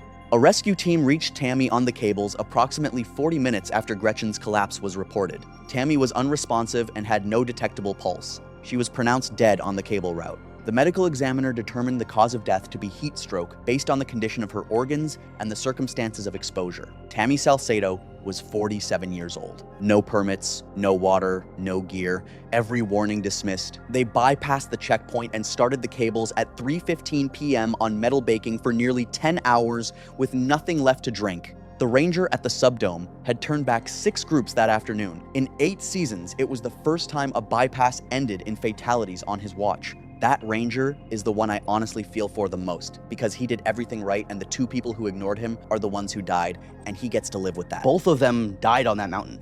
Tammy on the cables and Gretchen in a helicopter. And I genuinely believe that if either of them had been hiking alone, they would have turned around at Nevada Fall or at the sub-dome. Or maybe even at any of the dozen exits the trail gave them. But together they built this dynamic where the person making the decisions had no idea what she was doing, and the person who knew something was wrong couldn't say it loud enough, and in extreme heat with no water. That is what killed them both. Gretchen's last post was from Nevada Fall. Shortly after noon, 340 likes, a caption about conquering fears. The account is still public. Tammy was 47. She didn't want to be on Half Dome. She was there because her friend told her she could do it, and she believed her friend more than her own body. Gretchen was 49. She believed it too. The mountain didn't kill them. The heat didn't kill them. The same voice that had been telling Tammy to keep going for 18 months told her to keep going one more time, and this time there was nowhere left to go. It was the 18th of July, 2017. On that morning, thousands of people would visit Angel's Landing, one of the most famous hikes in America. The trail isn't especially long, but it climbs steeply through a canyon of red and orange sandstone before reaching a narrow ridge high above the valley floor. Most days, hikers leave with tired legs, a few photos, and a story to tell. But this wasn't going to be one of those days. A powerful heat wave had settled over southern Utah, and by afternoon, temperatures were expected to climb well above 100 degrees Fahrenheit. Janice Norwood, Melissa Whitcomb, and Deanna Ellery had been friends for years and shared the kind of friendship that made traveling together feel easy. They weren't professional adventurers or hardcore hikers chasing records. They were ordinary people who enjoyed getting out, seeing new places, and collecting experiences along the way.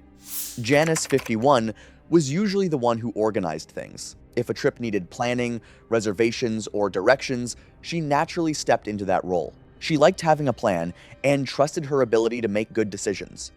Melissa, 43, was the most physically active of the group. She exercised regularly, took pride in staying fit, and rarely saw a challenge she didn't think she could handle. If there was a long walk, a steep climb, or a difficult workout, she was usually the first to volunteer. Deanna, 47, had a story for almost everything. A road trip through the mountains reminded her of another trip. A scenic overlook reminded her of somewhere she'd been years earlier. She loved traveling, and she often measured new experiences against old ones. As I learned more about their adventure, it became clear that Angel's Landing was the highlight of their summer road trip. The trip had started the way a lot of road trips do, with a list of places they wanted to see and far more ideas than time. Over the weeks leading up to their vacation, the three friends had gone back and forth on destinations. There were scenic drives, small towns, overlooks, and national parks scattered across the Southwest. The trail had a reputation that extended far beyond Utah. Even people who had never been there often recognized photos of the towering cliffs, the winding canyon below, and the narrow ridgeline leading toward the summit. It was one of those hikes people seemed to hear about everywhere. For Janice, it looked manageable with enough preparation and common sense. She spent time reading trail descriptions and checking maps, and by the time the trip arrived, she felt she had a pretty good understanding of what to expect. Melissa focused on the physical side of it. The distance didn't seem especially intimidating, and she felt confident she was in better shape than many of the people who would be attempting the hike. Deanna approached it differently. As she looked through photos and articles, she found herself comparing Angel's Landing to places she had already visited. The trail looked impressive, but nothing about it seemed completely outside of what she had experienced before. The forecast wasn't exactly a secret. Temperatures were expected to climb well past 100 degrees Fahrenheit. But summer heat in the Southwest wasn't unusual, and none of the women saw the forecast as a reason to change their plans. They packed water, hiking clothes, and the usual essentials, assuming a little extra caution would be enough. The day before the hike, the three friends arrived in southern Utah and got their first real look at the landscape they had spent weeks reading about. Photos had prepared them for the towering cliffs and narrow canyons, but seeing them in person was different. Everywhere they looked, massive walls of red and orange sandstone rose above the valley floor. Even the drive into the area felt like part of the experience. They spent part of the day exploring, taking pictures, and getting their bearings. The hike was scheduled for the following morning, giving them plenty of time to take in the scenery before the main event. The dry air felt noticeably different from what they were used to, and even standing in the afternoon sun for a few minutes could be uncomfortable. The heat was impossible to ignore. The forecast for the following day remained well above 100 degrees Fahrenheit, but nothing about the conditions seemed especially unusual. Visitors were everywhere, and trails throughout the area remained busy despite the temperature. The impression I was left with was that they considered the conditions normal for that time of year. The plan was simple: get some rest, start the hike the next morning, and finally see what all the excitement was about. The next morning started early. By the time Janice, Melissa, and Deanna arrived at the trailhead, plenty of other hikers were already moving in and out of the area. Some were adjusting backpacks, others were checking maps, and a few had clearly started their hikes long before sunrise. The atmosphere felt energetic. People were chatting, taking photos, and getting ready for what many considered the most famous hike in the park.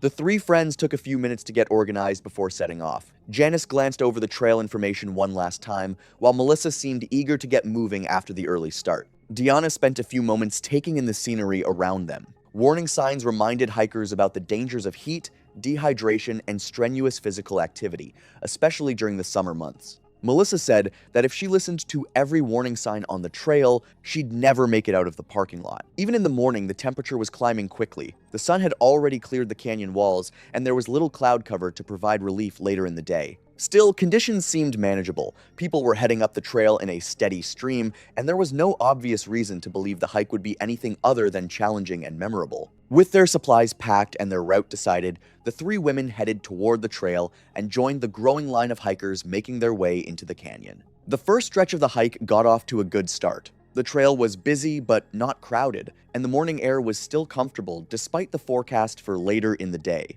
The path wound through the canyon as towering sandstone walls rose around them, creating the kind of scenery that made people stop every few minutes just to look around. The pace was relaxed, conversation came easily, and there was no shortage of things to talk about. Like many first-time visitors, the three friends frequently paused to admire the views or point out features in the landscape that looked even more impressive in person than they had in photographs. The climb required effort, but nothing felt unusual. The trail was unfolding much the way Janice had expected from the maps and descriptions she had studied beforehand. Melissa appeared completely comfortable with the physical demands of the hike and rarely seemed out of breath. Diana found herself comparing the scenery to places she had visited on previous trips, though she admitted there was something different about the sheer scale of the canyon around them. The weather remained clear, the trail conditions were good, and the destination they had been looking forward to for weeks felt a little closer with every step. As the morning went on, the trail gradually became more demanding. The elevation gain was steady enough that nobody really noticed it at first, but after a while, the climb started making itself known. Conversations became a little more spread out, and the pauses between them lasted a bit longer, not because anyone was struggling, but because more attention was being spent on the trail itself. The crowds also began to thin out. Some hikers moved ahead at a faster pace, while others stopped frequently to rest or take photographs.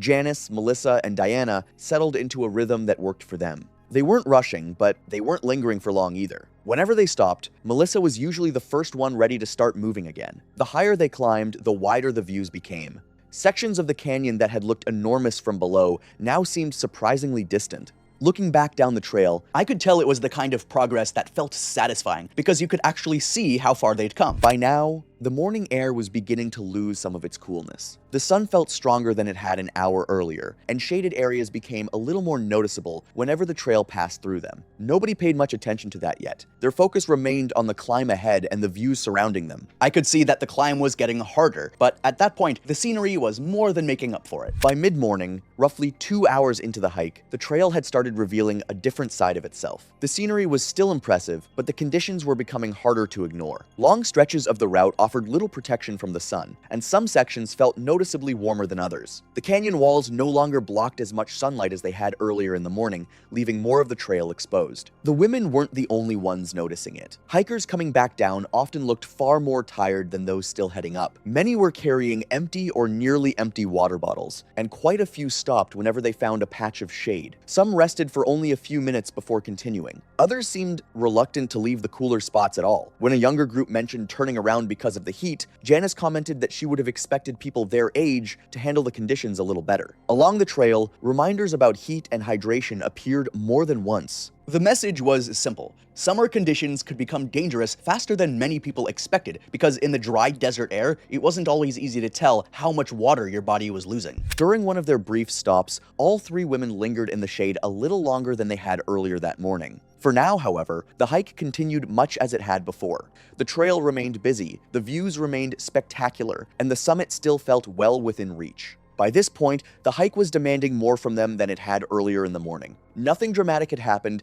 and nobody felt particularly concerned, but the effort was beginning to add up. The combination of climbing, direct sunlight, and steadily rising temperatures was turning what had started as a comfortable walk into something that required a little more attention. Water was disappearing faster than any of them had expected. Each time they stopped, bottles came out almost automatically. A quick drink became part of every break. What surprised them wasn't how thirsty they felt, but how often they felt it. Even after drinking, the relief didn't seem to last very long. None of them viewed that as a warning sign. It's as if it felt like a normal response to a hot hike to them, at least from what I could tell. The dry desert air made it easy to overlook just how much fluid they were losing. The heat seemed to pull moisture away gradually, one sip of water at a time. The trail remained busy, though the mood felt slightly different now. More hikers were resting when they found shade. Water bottles appeared in almost every hand. Conversations that had been lively earlier in the morning were becoming quieter. Nobody was treating the conditions like an emergency, but there were growing signs that people were starting to respect the heat a little more than they had at the beginning of the day. As they continued climbing,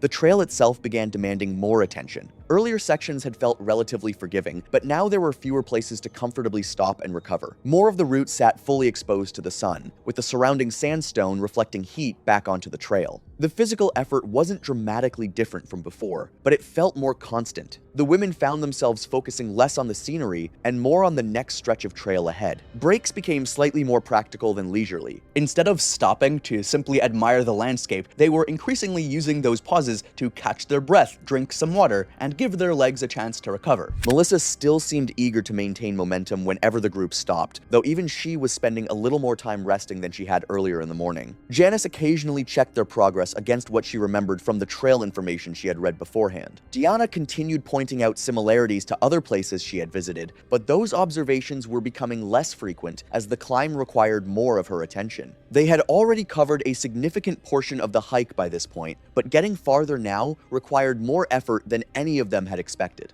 Shortly before noon, the three friends found a place to stop for a longer break. By then, they had been hiking for several hours, and the opportunity to sit down for a few minutes was welcome. Water bottles were passed around, snacks came out, and for the first time that day, there was no immediate rush to continue moving. The stop indeed seemed to help. After spending a few minutes off their feet, everyone appeared noticeably more comfortable than they had while climbing. Breathing slowed, legs recovered, and the fatigue that had been building throughout the morning no longer seemed quite as obvious. Around them, other hikers were doing much the same thing, taking advantage of any chance to rest before continuing farther up the trail. For Janice, the break reinforced the idea that they were managing the hike well. Melissa looked refreshed after sitting down for a while, and Diana appeared far more interested in the scenery again than she had been during the previous stretch of climbing. At that point, I don't think they saw the discomfort as anything more than a temporary issue. When they eventually stood up and continued hiking, there was little to suggest that the rest of the day would be any different. If anything, I got the sense that the break left them more confident than they had been when they first sat down. The longer the hike went on, the more each of the women started interpreting the conditions in her own way. Nobody was arguing,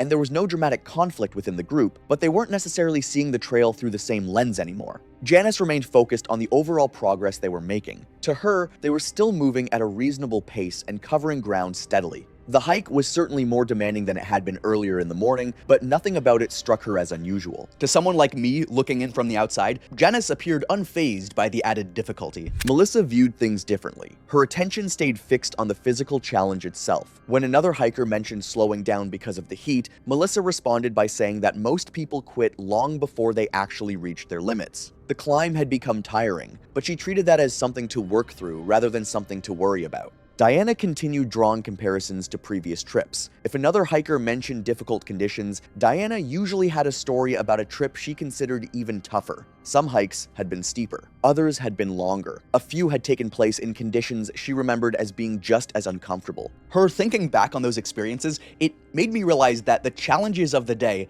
probably felt familiar to her rather than concerning. None of these viewpoints seemed unreasonable on their own. If anything, they helped explain why the three friends remained confident. Each woman had her own explanation for why the hike still felt manageable, and together, those explanations made it easier to keep moving forward. As noon approached, the character of the hike began changing again. The sun was now high overhead, and much of the trail sat fully exposed beneath it. Areas that had seemed merely warm earlier in the morning now felt noticeably hotter. The canyon still looked spectacular, but fewer people were stopping simply to admire the view. Looking back over the course of the morning, the difference was obvious. Rest stops were lasting a little longer, water breaks were becoming more frequent, conversations that had once filled much of the hike now appeared only in shorter bursts between stretches of walking. The three friends were experiencing the same changes. Janice spent less time talking about the route and more time focusing on the trail immediately ahead. Melissa was still maintaining a steady pace, but the effortless energy she had shown earlier was beginning to fade. Deanna had become quieter as well, saving most of her comments for moments when the group stopped to rest. Around them, other hikers seemed to be adjusting in similar ways. More people were seeking out whatever cover they could find. Small patches of shade that might have gone unnoticed earlier in the day were now occupied almost immediately whenever they appeared. Nobody seemed alarmed, but there was a growing sense that the conditions deserved more respect than they had that morning. By this point, they were much closer to their destination than they were to the trailhead. They had already invested hours into the climb and covered a significant portion of the route. Turning around remained an option, but it was no longer the option most people naturally thought about first. The afternoon heat had now settled in completely. Whatever relief the morning had offered was gone. The trail, the surrounding rock, and the air itself all seemed to radiate warmth. Even when the group stopped moving, there was little sense of cooling off. Rest breaks still helped, but the effects didn't seem to last as long as they had earlier in the day. Hours of climbing were beginning to make themselves known. Standing up after a break took a little more effort than before, Legs felt heavier. Recovery came more slowly. None of those things seemed unusual on their own, but together, they were changing the pace of the hike. The destination remained important, but more attention was being spent on the next section of trail than on the summit itself. Janice continued checking their progress whenever she could. Melissa still pushed herself to keep a steady pace, even if it required more effort than it had that morning. Deanna found herself taking longer to settle back into a rhythm after each stop, though she mostly kept those frustrations to herself. Around them, the mood on the trail had changed noticeably from the energy of the morning. Conversations were shorter. Hikers spent more time watching their footing and less time admiring the scenery. Nobody appeared panicked or alarmed, but there was a growing sense that the day was becoming more demanding than many people had expected. At some point during a long hike, the destination starts feeling closer than the starting point, even when that's not technically true. Janice, Melissa, and Deanna had already spent hours on the trail and covered a significant amount of ground. The way I saw it, they had already committed so much energy and time to the climb that continuing forward just felt easier than giving up. The heat had become a constant presence. Water breaks still happened regularly, but the relief never seemed to last for very long. Within minutes of starting again, the warmth and fatigue would return. Janice saw no reason to abandon the plan now. Melissa treated the growing discomfort as something to push through. Deanna reminded herself that difficult stretches were part of almost every memorable trip she had ever taken. To anyone passing by, the three women would have looked like countless other hikers spending a hot day on a demanding trail. Tired, certainly. Uncomfortable, perhaps, but not yet in obvious trouble. The effects of the day were becoming harder to hide.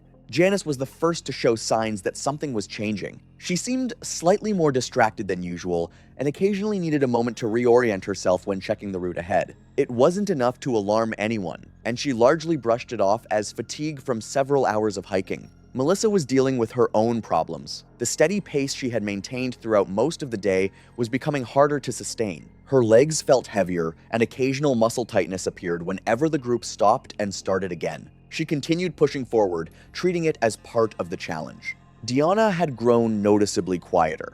The stories and comparisons to previous trips had mostly stopped, replaced by a growing focus on simply keeping pace with the group. She found herself lingering a little longer during breaks before getting back on her feet. Still, none of the three women considered turning around. The trail was demanding nearly all of their attention now. Long stretches passed without much conversation as the three women focused on the climb. Rest stops were becoming more frequent, and getting back on their feet no longer felt automatic. Janice seemed unusually distracted, occasionally pausing as if she had lost her train of thought. Melissa continued pushing herself forward, but the breaks between stops were growing shorter. Deanna spent longer sitting during rests and appeared far less interested in the scenery than she had been earlier in the day. Other hikers were beginning to notice. A few glanced over as the group stopped again, while others lingered nearby before continuing on. The three women no longer blended into the crowd the way they had that morning. The next time the group stopped, it became clear that Janice was struggling. She appeared confused and had difficulty focusing on simple tasks that would normally have required little thought. Nearby hikers began paying closer attention as she took longer than expected to gather herself and get moving again. When the group eventually continued, Janice's condition worsened. She seemed unsteady on her feet and noticeably less aware of her surroundings. After only a short distance, she stumbled, lost her balance, and collapsed on the trail. The situation changed immediately. Hikers nearby moved in to help while someone placed an emergency call. As attention turned toward Janice, it became clear that Melissa and Diana were having problems of their own. Melissa was struggling to remain on her feet after stops, while Deanna appeared increasingly weak and spent more time sitting than standing. What had started as concern for a single hiker quickly became a medical emergency involving all three women. With little shade available and temperatures still above 100 degrees Fahrenheit, the group remained exposed while waiting for help to arrive. The emergency call brought help into motion, but reaching the group was never going to be quick. The trail's terrain, the afternoon heat, and the location of the hikers all created delays. While assistance made its way toward them, nearby hikers continued doing what they could to help and monitor the three women. Janice remained in critical condition. Melissa and Deanna were also struggling as the effects of hours spent in extreme heat continued to overwhelm their bodies. The wait felt long, and the conditions that had contributed to the emergency were still present around them. By the time help reached the scene, the situation had become extremely difficult to reverse. despite extensive efforts to save them. Janice Norwood, Melissa Whitcomb, and Diana Ellery all died from heat-related medical emergencies brought on by prolonged exposure to extreme temperatures and dehydration. Investigators pieced together the timeline using phone records, time-stamped photographs, witness accounts, and location data recovered from the group's devices. Those records showed that the three women had spent hours hiking in extreme heat as temperatures climbed well above 100 degrees Fahrenheit. They also revealed a gradual slowdown in pace as the day progressed, matching the accounts provided by hikers who encountered them on the trail. The findings identified heat-related illness as the primary factor in all three deaths. Janice suffered severe heat stroke after prolonged exposure to extreme temperatures. Melissa died from exertional heat stroke after continuing to hike as conditions worsened. Deanna experienced a heat-related medical emergency complicated by dehydration and pre-existing cardiovascular risk factors. The outcome was ultimately linked to a combination of extreme heat, prolonged exposure, physical exertion, and the decision to continue despite worsening conditions. What struck me most was that their hike ended as a reminder that in the desert, even ordinary decisions can carry serious consequences when temperatures push beyond what the human body can safely handle. It was the 19th of July 2016. Half Dome rises 8,839 feet above sea level in Yosemite National Park, California. Reaching the summit and returning requires a hike of more than 14 miles, with nearly 4,800 feet of elevation gain along the way. The final stretch is the section most people recognize from photographs. Hikers must climb a steep granite face using two steel cables permanently anchored into the rock.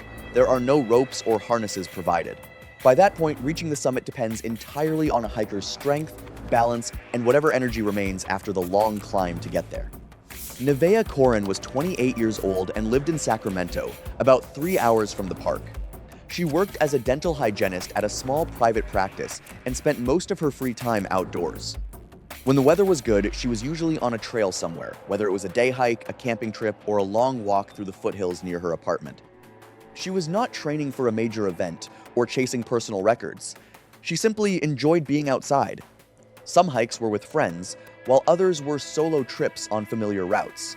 I've wondered if part of the appeal was the contrast, since her weekdays were spent indoors under bright lights and fixed schedules, while a trail offered space, quiet, and a chance to slow down. Half Dome had been on her list for a while. Not in a vague, someday kind of way. She and her close friend Mara had actually talked about it seriously, looked up the permit system, read through trail guides.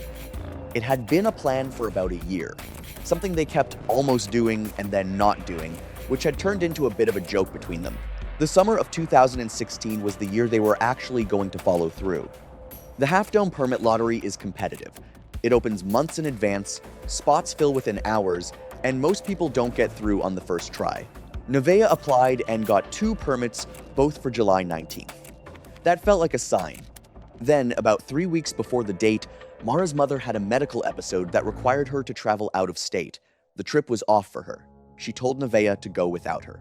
"Don't let the permits expire," she said. Nevaeh went back and forth on it for a few days. The permits were date-specific. There was no moving them to a better weekend, no transferring them to someone else. It was July 19th, or it was nothing. She had done solo hikes before, nothing this long, but she knew how to read a trail and she felt prepared. She decided to go. In the 2 weeks leading up to the hike, she did 2 preparation hikes, one about 7 miles in the foothills east of Sacramento, and one closer to the Sierra Nevada, roughly 10 miles. Both went well. She bought a new pair of trail shoes a week out, and wore them on the second prep hike to break them in.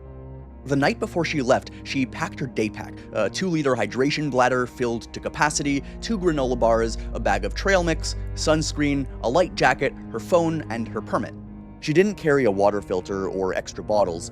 She drove to Yosemite Valley that evening and checked into a campground inside the park. That night, the campground was loud. July in Yosemite is peak season. The place was nearly full, and groups at neighboring sites were still up late, talking, cooking, and letting their kids run between tents. For most of them, the next day would probably be a short walk to a viewpoint or an afternoon by the river. Nevaeh, meanwhile, was getting ready for one of the longest and most demanding hikes she had ever attempted. Campgrounds have a way of making strangers feel like they're all sharing the same experience, even when they're there for completely different reasons. A heat advisory had been issued for the region that evening, covering the central Sierra Nevada and the surrounding foothills. The warning appeared across weather apps, online alerts, and information boards throughout the park. Forecasts called for unusually high temperatures across the mountains the following day. Heat advisories are easy to associate with cities and valleys, but they matter in places like this too. Half Dome sits at high elevation, yet much of the route is exposed to direct sunlight, with long stretches offering little shade and no access to water. She was on the trail before 5:15 inches the morning. Before she left the campground, she sent Mara a text. It was short, something along the lines of, "Heading out now, wish you were here." Mara was in another state, dealing with her family. She didn't see the message until several hours later. The trip they had talked about for months would ultimately become a story that Mara had to hear from someone else. The trailhead parking lot was already partially full when she arrived. A few groups were gearing up in the dark headlamps clipped to packs, the quiet sound of zippers and boots on asphalt, someone going over a checklist in a low voice. Most of the people starting at that hour knew exactly what they were doing. Starting before sunrise on a summer day in Yosemite isn't just a preference, it's the difference between finishing in manageable heat and finishing in something else entirely. Nevaeh starting before 5:15 a.m. was the right call. By every early indicator, she was doing this correctly. The first section of the hike follows the Mist Trail, a steep, well-worn path that climbs past Vernal Fall through more than 600 stone steps cut directly into the granite.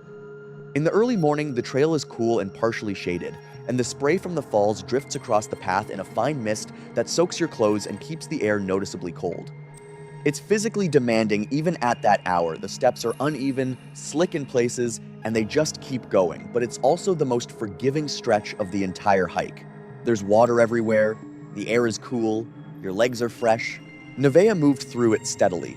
She passed a couple coming down from an overnight camp. They mentioned it was going to be a hot one and that they were glad to be heading out early. She agreed and kept moving. By the time she cleared the upper falls and the trail leveled briefly before the next climb, she had been hiking for a little over 2 hours and felt strong. That part is important. She felt strong. The hike, up to that point, was going exactly the way it was supposed to go. She reached Nevada Fall, roughly 5.5 miles, in and around 5,900 feet of elevation, sometime around 740 inches the morning. She stopped for about 10 minutes, found a spot near the viewpoint, and ate half a granola bar while looking out over the falls.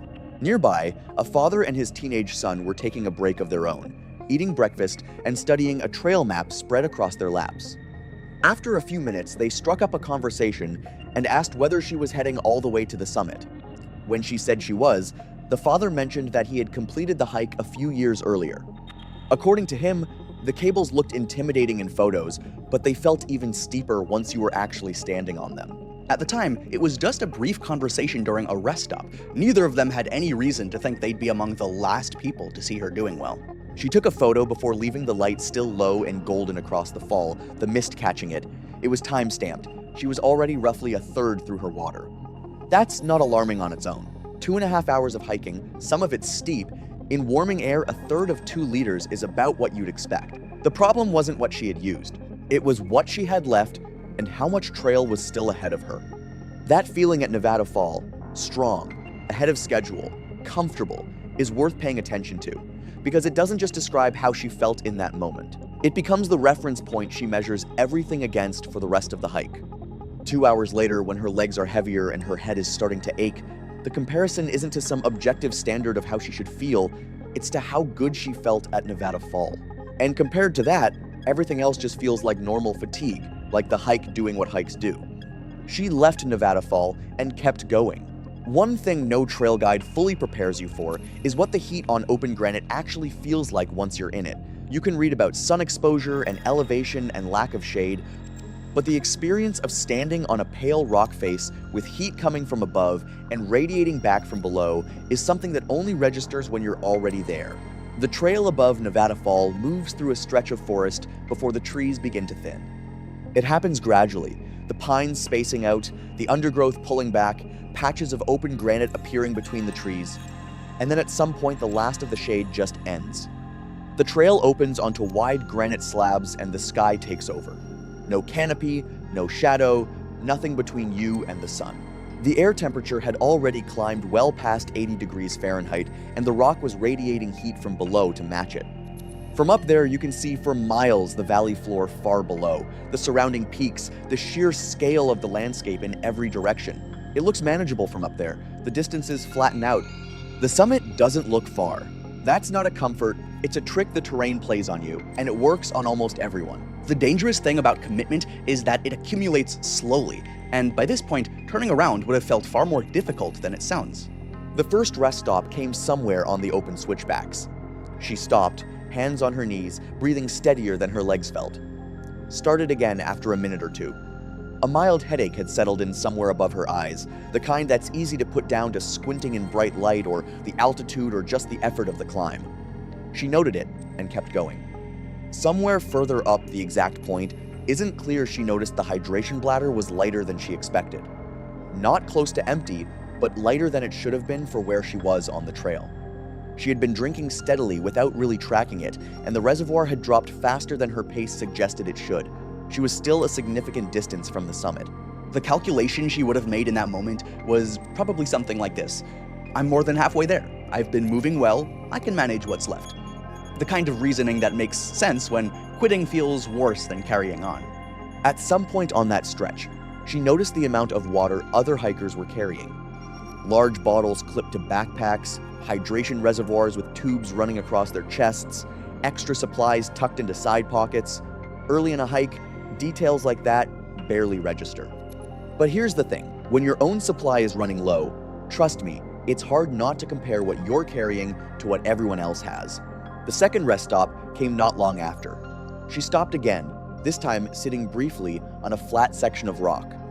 The headache was still there, slightly more present than before, sitting behind her eyes rather than above them.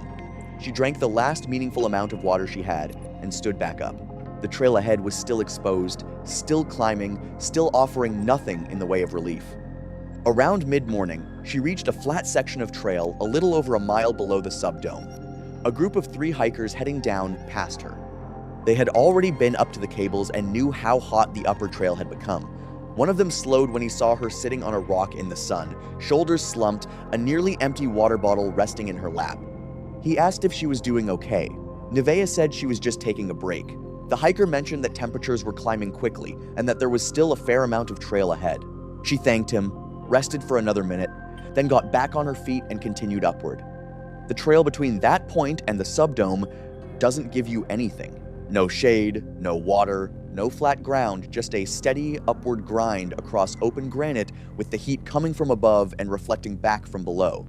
Other hikers were still visible ahead and behind, which made continuing feel like the normal thing to do.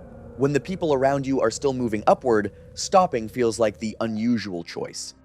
You calibrate your sense of what's acceptable based on what everyone else is doing. Nobody around her was turning back. By the time she reached the base of the subdome, she had been hiking for more than 5 hours. Temperatures had climbed into the low 90s, and her water supply was nearly gone. At most, she had a few small mouthfuls left. The summit was closer than it had ever been. She kept going. This part made me wonder, did it still feel like a challenge at that point? Or had she already shifted into that stubborn mindset where the only thing that mattered was reaching the end? Sometime around 10:30 inches the morning, she began climbing the subdome steps. If the trail up to that point had been hard, the subdome was something different. It's roughly 600 feet of near vertical exposed granite, steep enough that there are fixed handrails bolted into the rock, steep enough that you're using your hands as much as your legs. In reasonable conditions, with water and energy, it's demanding, but manageable. But let me tell you, in low 90s heat, after 5 hours of climbing with almost nothing left to drink, each step up those stairs takes a little more out of you. She was moving slowly, one hand on the railing, pausing every few steps to let her breathing settle. At the top of the subdome, just before the cables begin, there's a point where rangers or trail volunteers check permits before allowing hikers onto the face. Someone saw her there. Looked at her face, checked her card, waved her through. A routine interaction, unremarkable, over in seconds. She continued to the cable base and sat down on the granite. She wasn't in shade. Over the next several minutes, she finished the last of her water, taking a few small sips until the hydration bladder was empty. Nearby, 2 hikers were preparing for the cables, adjusting gloves, and making final checks before beginning the climb. One of them noticed Nevaeh sitting on the granite, looking up toward the summit. She wasn't talking, she wasn't moving much, but neither of those things would have stood out in a place like this. Plenty of hikers stop at the base of the cables to rest and mentally prepare before heading up. The 2 hikers eventually began their ascent. Before she stood up, she took a photo pointing upward at the cables, the summit visible above them, the granite face in full midday sun. It was the last photo on her phone. Her permit was still clipped to the outside of her pack. She was out of water, but she started the cables anyway. Here's what the cables actually look like up close. 2 parallel steel cables anchored into the granite face, with wooden foot rungs bolted into the rock about every 10 feet.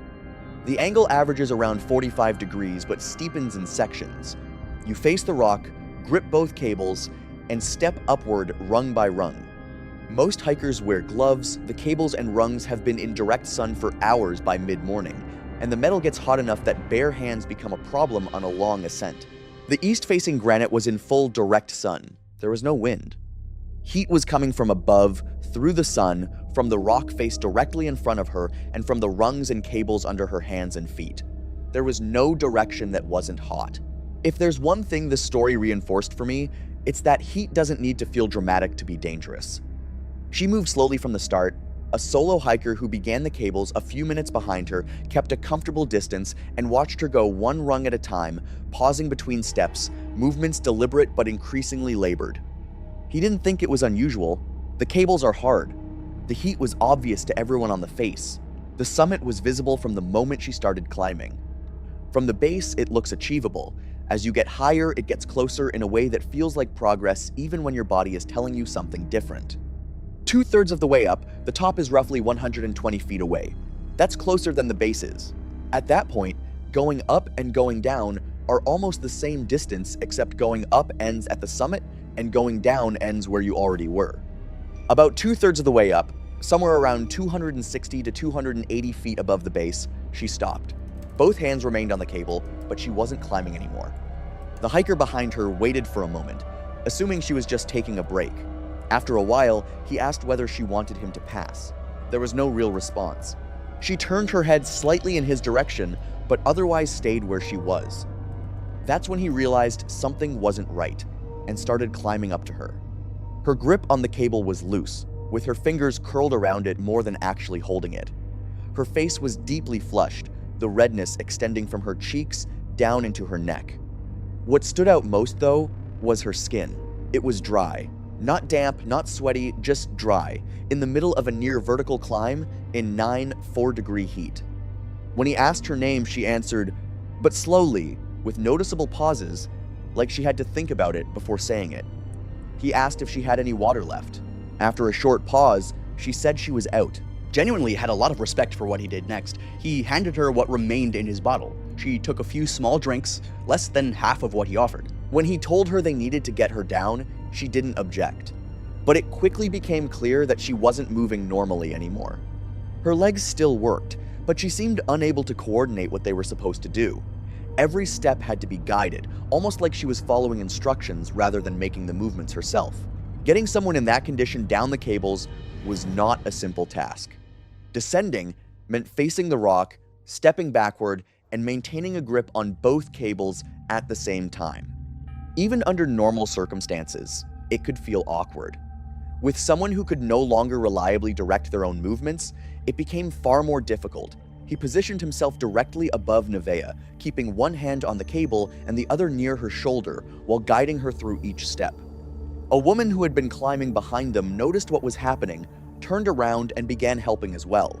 She stayed below Nevaeh, helping guide her feet onto each wooden rung. For the next stretch of the descent, the 3 of them worked their way down the cables together. There was no specialized equipment and no real plan beyond getting her safely back to the bottom. They simply adapted to the situation in front of them, one careful step at a time. It took somewhere between 35 and 40 minutes to bring her from her position on the cables to the base of the subdome. Every minute of that descent, the sun was on all of them. By the time she reached the flat area at the bottom, she couldn't stand without support. She was lowered to the ground, her skin was hot and dry to the touch, her breathing was rapid and shallow. She was conscious, but not responding to most questions. The hiker who had been behind her on the cables managed to find a single bar of cell service.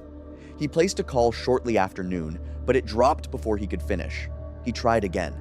That call dropped too. A few minutes later, a third attempt finally connected.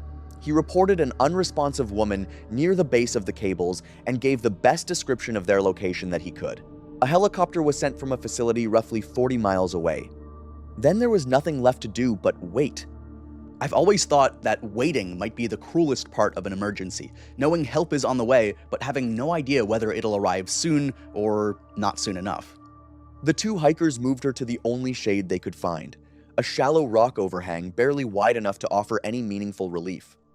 It blocked the direct sunlight, but the granite beneath her had been absorbing heat since morning and was still radiating it back into the air. They poured the little water they had left over her neck and forearms. At some point, another hiker stopped, took one look at the situation, and handed over a small bottle of water without being asked. It wasn't enough to change much, and everyone there probably understood that. More hikers passed through during the wait. Some stopped briefly to ask whether help was on the way before continuing down the trail. There wasn't much anyone could do. Nevaeh was no longer speaking. Her eyes occasionally followed movement, but she wasn't responding to her name. The two hikers who had brought her down the cables stayed beside her, doing what they could with the limited shade and water available. Those two strangers could have continued their day, but instead they chose to share the burden of someone else's worst one.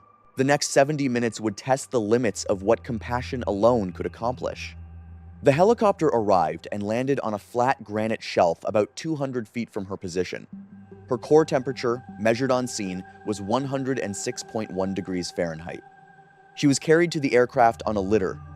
She did not regain consciousness during transport. Nevaeh Corin was pronounced dead that afternoon. Below, on the trail, the day continued. Other hikers were still on the cables, still coming up from the subdome, still making their way down from the summit. The helicopter would have been visible to some of them, a brief interruption in the sky above the dome. Most of them wouldn't have known what it was for. By the time the last hikers cleared the trail that evening, the only sign that anything had happened was a car still sitting in the trailhead parking lot after dark. The autopsy was completed 2 days later. The cause of death was exertional heat stroke. In plain terms, the body regulates its internal temperature through sweating. During prolonged exertion in extreme heat, if fluid loss outpaces intake, that system begins to fail. The body stops cooling itself, core temperature rises. Past a certain threshold, organs begin to sustain damage from the heat directly, the liver, the kidneys, eventually the brain. It doesn't happen suddenly. It builds over hours, quietly, while the person is still moving and still making decisions. The visible signs show up late. By the time someone looks obviously wrong, the process has usually been underway for a long time. The autopsy revealed liver cell death and kidney damage consistent with severe heat stroke and prolonged physical exertion, while toxicology results were negative and no underlying medical conditions were identified. Based on the time-stamped photos, the empty hydration bladder, and her recorded temperature at rescue, the medical examiner estimated she had likely crossed into the critical phase somewhere around the time she started the cables, possibly earlier, on the final stretch of the upper trail. The 70-minute wait for the helicopter was within normal parameters for that terrain and distance. It was also, by that point, almost certainly beyond the window where intervention would have changed what happened. Her belongings were collected and returned to her next of kin. Mara was notified that night. The case was closed as an accidental death. On July 14, 2015, the South Kaibab Trail in Arizona's Grand Canyon looked like the perfect summer hike. 7 miles of stunning views from rim to river. But with nearly 4,800 feet of exposed descent and no shade, it's also one of the most dangerous trails in the country. And the hikers who get into the most trouble are rarely the ones who seem unprepared. Lynette Caulfield was 51 years old and lived in Scottsdale, Arizona. She worked in residential real estate, had built a comfortable life around her ability to read situations and make decisions quickly, and carried herself with the kind of confidence that comes from spending most of your adult life being right. She was organized, she was capable, and she had quietly extended both of those qualities into areas where they didn't actually apply. Her experience outdoors was real, but it was narrow. A guided hike in Sedona, a resort trail in Costa Rica, and a half-day canyon tour in New Mexico where a guide handled the route and the company handled everything else. Each of those trips had gone fine, and she had filed them away as evidence that she knew what she was doing outside. It's an easy mistake to make. The feeling of experience and actual experience aren't always the same thing.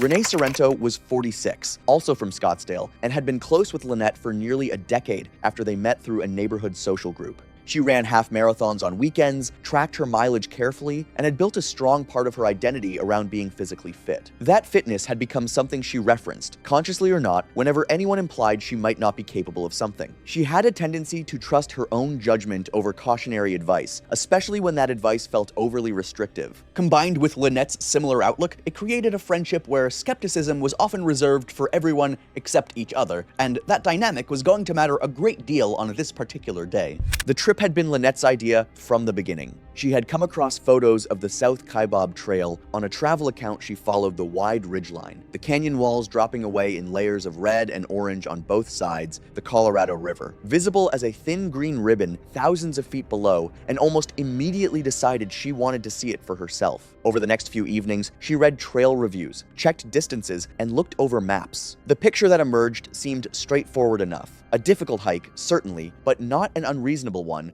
for two active women who considered themselves experienced outdoors. The reviews weren't entirely reassuring. Many mentioned the heat, the need to start early, and the fact that South Kaibab had no reliable water sources along the trail. But those warnings didn't appear to change her mind. Like many hikers reading about a trail they've already fallen in love with, Lynette seems to have focused more on how to make the hike work than on reasons not to attempt it. When she brought the idea to Renee, the reaction was much the same. Renee looked at the photos, checked the mileage, and agreed that it seemed manageable. They settled on a trip in mid-July without giving much weight to the timing. Lynette had spent most of her life in Arizona and was accustomed to desert summers. And whether consciously or not, that familiarity may have made the canyon's July heat feel less intimidating than it actually was. They drove up from Scottsdale the day before, arriving at the South Rim in the late afternoon. The temperature at the rim was in the low 90s, warm but not alarming, the kind of heat that felt familiar and manageable to two women who had spent their lives in the Arizona desert. The canyon itself was something else entirely. Photos had given them a sense of the scale, but standing at the rim and actually looking down at it was different. The layers of rock descending for what felt like forever. The river so far below it looked almost still, the trail switchbacking down the ridgeline in a way that made the whole thing look both enormous, from up here, entirely doable. They spent the evening walking along the rim, taking photos, and looking down at the route they planned to hike the following morning. The inner canyon was already in shadow by the time they arrived, which made it look cooler and more inviting than it actually was. I've stood on that rim before, and let me tell you, it's genuinely hard not to be fooled by it. The canyon hides what it is until you're actually already inside it. The forecast for the following day showed clear skies and a high of 94 degrees Fahrenheit at the rim. Lynette probably considered that reasonable for July in Arizona, packed 2 water bottles per person, roughly 80 ounces total between them, set an alarm for 7 a.m., and went to sleep. What she didn't look for, and may not have known to look for, was the inner canyon temperature projection sitting in a separate line of that same forecast. It read 114 degrees Fahrenheit by early afternoon. The rim and the canyon floor are two completely different climates separated by less than 10 miles of trail, and the forecast treats them as such. They arrived at the South Kaibab trailhead at 8:20 a.m., later than Lynette had originally planned. Getting ready had taken longer than expected, and the trailhead was only accessible by park shuttle from the main visitor area, which meant they had to wait for a bus that ran on its own schedule regardless of how early they had wanted to start. Lynette made a comment about the shuttle system being poorly managed while they waited. Renee agreed and said the whole operation felt disorganized for a place that charged what it charged to get in. The trailhead itself was busy. July brought enormous crowds to the Grand Canyon, and even at that hour, there were hikers adjusting packs, checking maps, and taking photos at the rim before heading down. Warning signs were posted prominently near the trail entrance, large, clearly worded, impossible to miss. They said that summer hiking on South Kaibab was dangerous, that the trail had no water sources at any point along the route, that temperatures in the inner canyon regularly exceeded 110 degrees Fahrenheit, and that hikers were strongly advised not to attempt the full descent between May and September without significant preparation and experience. One sign specifically recommended turning around at Cedar Ridge, roughly 1.5 miles down during summer months, and described the return climb in afternoon heat as the primary cause of heat-related emergencies on the trail. Lynette glanced over the signs and said they were obviously written for people who'd never hiked before. Renee said the park probably put them up to avoid getting sued. Reading this now, it's hard not to notice the irony. In a few hours, they would learn exactly why those signs were there. A ranger was stationed at the trailhead that morning. He had been there since before sunrise, speaking with every group that came through, and the morning had already been long July at the Grand Canyon meant a constant stream of visitors, many of them with plans that needed to be adjusted before they started down. He had redirected several groups to shorter routes already that morning, and a few had turned around entirely after speaking with him. He was calm and direct and had given this particular conversation enough times to know exactly what he needed to say and how much time he had to say it before people stopped listening. When Lynette and Renee approached the trail entrance, he greeted them and asked about their plan for the day. Lynette told him they were hiking down to the river and back. He asked how much water they were carrying. She told him 2 bottles each, about 80 ounces total between them. He told her that for a full descent and return on South Kaibab in July, that amount was significantly below what the conditions required. The general guidance for summer inner canyon hiking was a minimum of 1 liter per person per hour, and a full round trip to the river and back was a full day of hiking in temperatures that would exceed 110 degrees Fahrenheit by midday. Lynette told him they were from Arizona and knew how to handle heat. He didn't argue with that. He said inner canyon heat in July was a different category from surface desert heat. The canyon walls trapped and radiated everything the sun had put into them since sunrise. There was no shade anywhere on the South Kaibab, and the return climb was where people got into serious trouble because by the time they started back up, they were already depleted from the descent and the heat had been building for hours. He told her he had personally responded to medical emergencies involving fit, experienced people on this trail in July, and that fitness didn't change what 113 degrees Fahrenheit did to a body that had run out of water. She told him she appreciated the information and stepped toward the trail. He moved slightly, not blocking her, and told her specifically that the NPS recommendation was not to hike below Cedar Ridge between May and September, and that he was asking them to consider turning around at that point and saving the full descent for a cooler time of year. Cedar Ridge was still a worthwhile hike. The views were spectacular, and they would be back at the rim well before the heat became dangerous. In fact, a lot of people turn around and never feel like they missed a thing. Renee said Cedar Ridge was barely a mile down, and they hadn't driven 3 hours to walk a mile and turn around. Lynette said she had hiked in conditions like this before and was perfectly capable of assessing her own limits without assistance. The ranger said he wasn't questioning their fitness. He was telling them that extreme heat was a physical condition that affected everyone regardless of fitness level, and that the trail had no water and no shade for the entire descent, which meant I don't know what else he could have done. He wasn't trying to ruin their hike. He was trying to keep them from having the kind of day that people end up writing reports about later. Lynette looked at him for a moment. Then she told him that if the trail was genuinely too dangerous to hike, it should be closed, and since it wasn't, she would appreciate it if he stepped aside. And then she told him she found it remarkable that a national park employed people specifically to stand at trailheads and discourage visitors from using the trails they had paid to access. The ranger said nothing further. He noted their description and start time in his log and watched them begin the descent. The first section of the South Kaibab is immediately and genuinely spectacular, and that's part of what makes it dangerous. The trail drops along an open ridgeline from the moment you leave the trailhead, and within the first quarter mile, the canyon is falling away on both sides of you in a way that makes it almost impossible to focus on anything except the view. Layer after layer of red and orange and pale cream-colored rock descends toward the river far below, and the scale of it is the kind of thing that takes a few minutes to actually process. Most people stop constantly in the first mile just to look around, and Lynette and Renee were no different. The morning air at the rim was still in the mid-80s when they started, which felt warm but entirely manageable. The trail was busy with other hikers. The atmosphere was energetic, and the physical effort of the descent was easy, in the way that going downhill always is when your legs are fresh and the grade is gentle. Lynette took photos frequently and said the ranger had been completely unnecessary and that the trail was exactly what she had expected. Renee said she felt great and that the views were even better in person than they had looked online. They passed Cedar Ridge, the specific point the ranger had named, without stopping or discussing it. Lynette noted it and kept walking.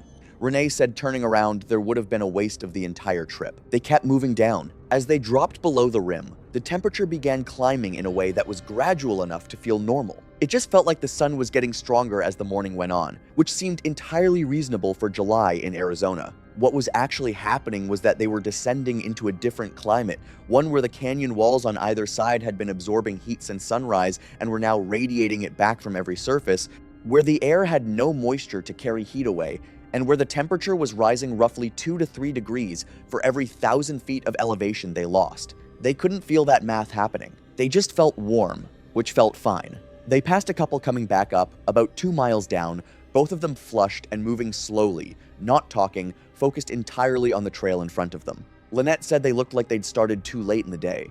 Renee said some people just didn't pace themselves properly. What neither of them seemed to consider was that those two people coming back up, exhausted, flushed, not talking, were a preview.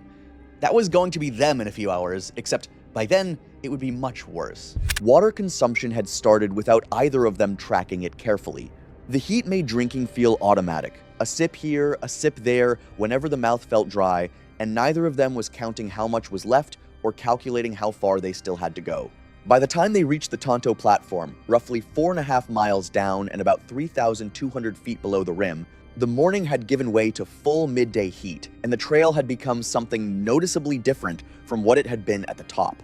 The temperature at that elevation was well above 100 degrees Fahrenheit, and still climbing. The inner canyon amplified everything. The rock on either side of the trail radiated heat that had been building since before they arrived, the air was dry enough that sweat evaporated almost the moment it formed, and the pale sandstone beneath their feet reflected heat upward from below as well as down from above. There was no direction that wasn't hot. The descent had felt easy, and that was the problem. Going down 3,200 feet of elevation in extreme heat depletes the body in ways that don't announce themselves clearly while you're moving.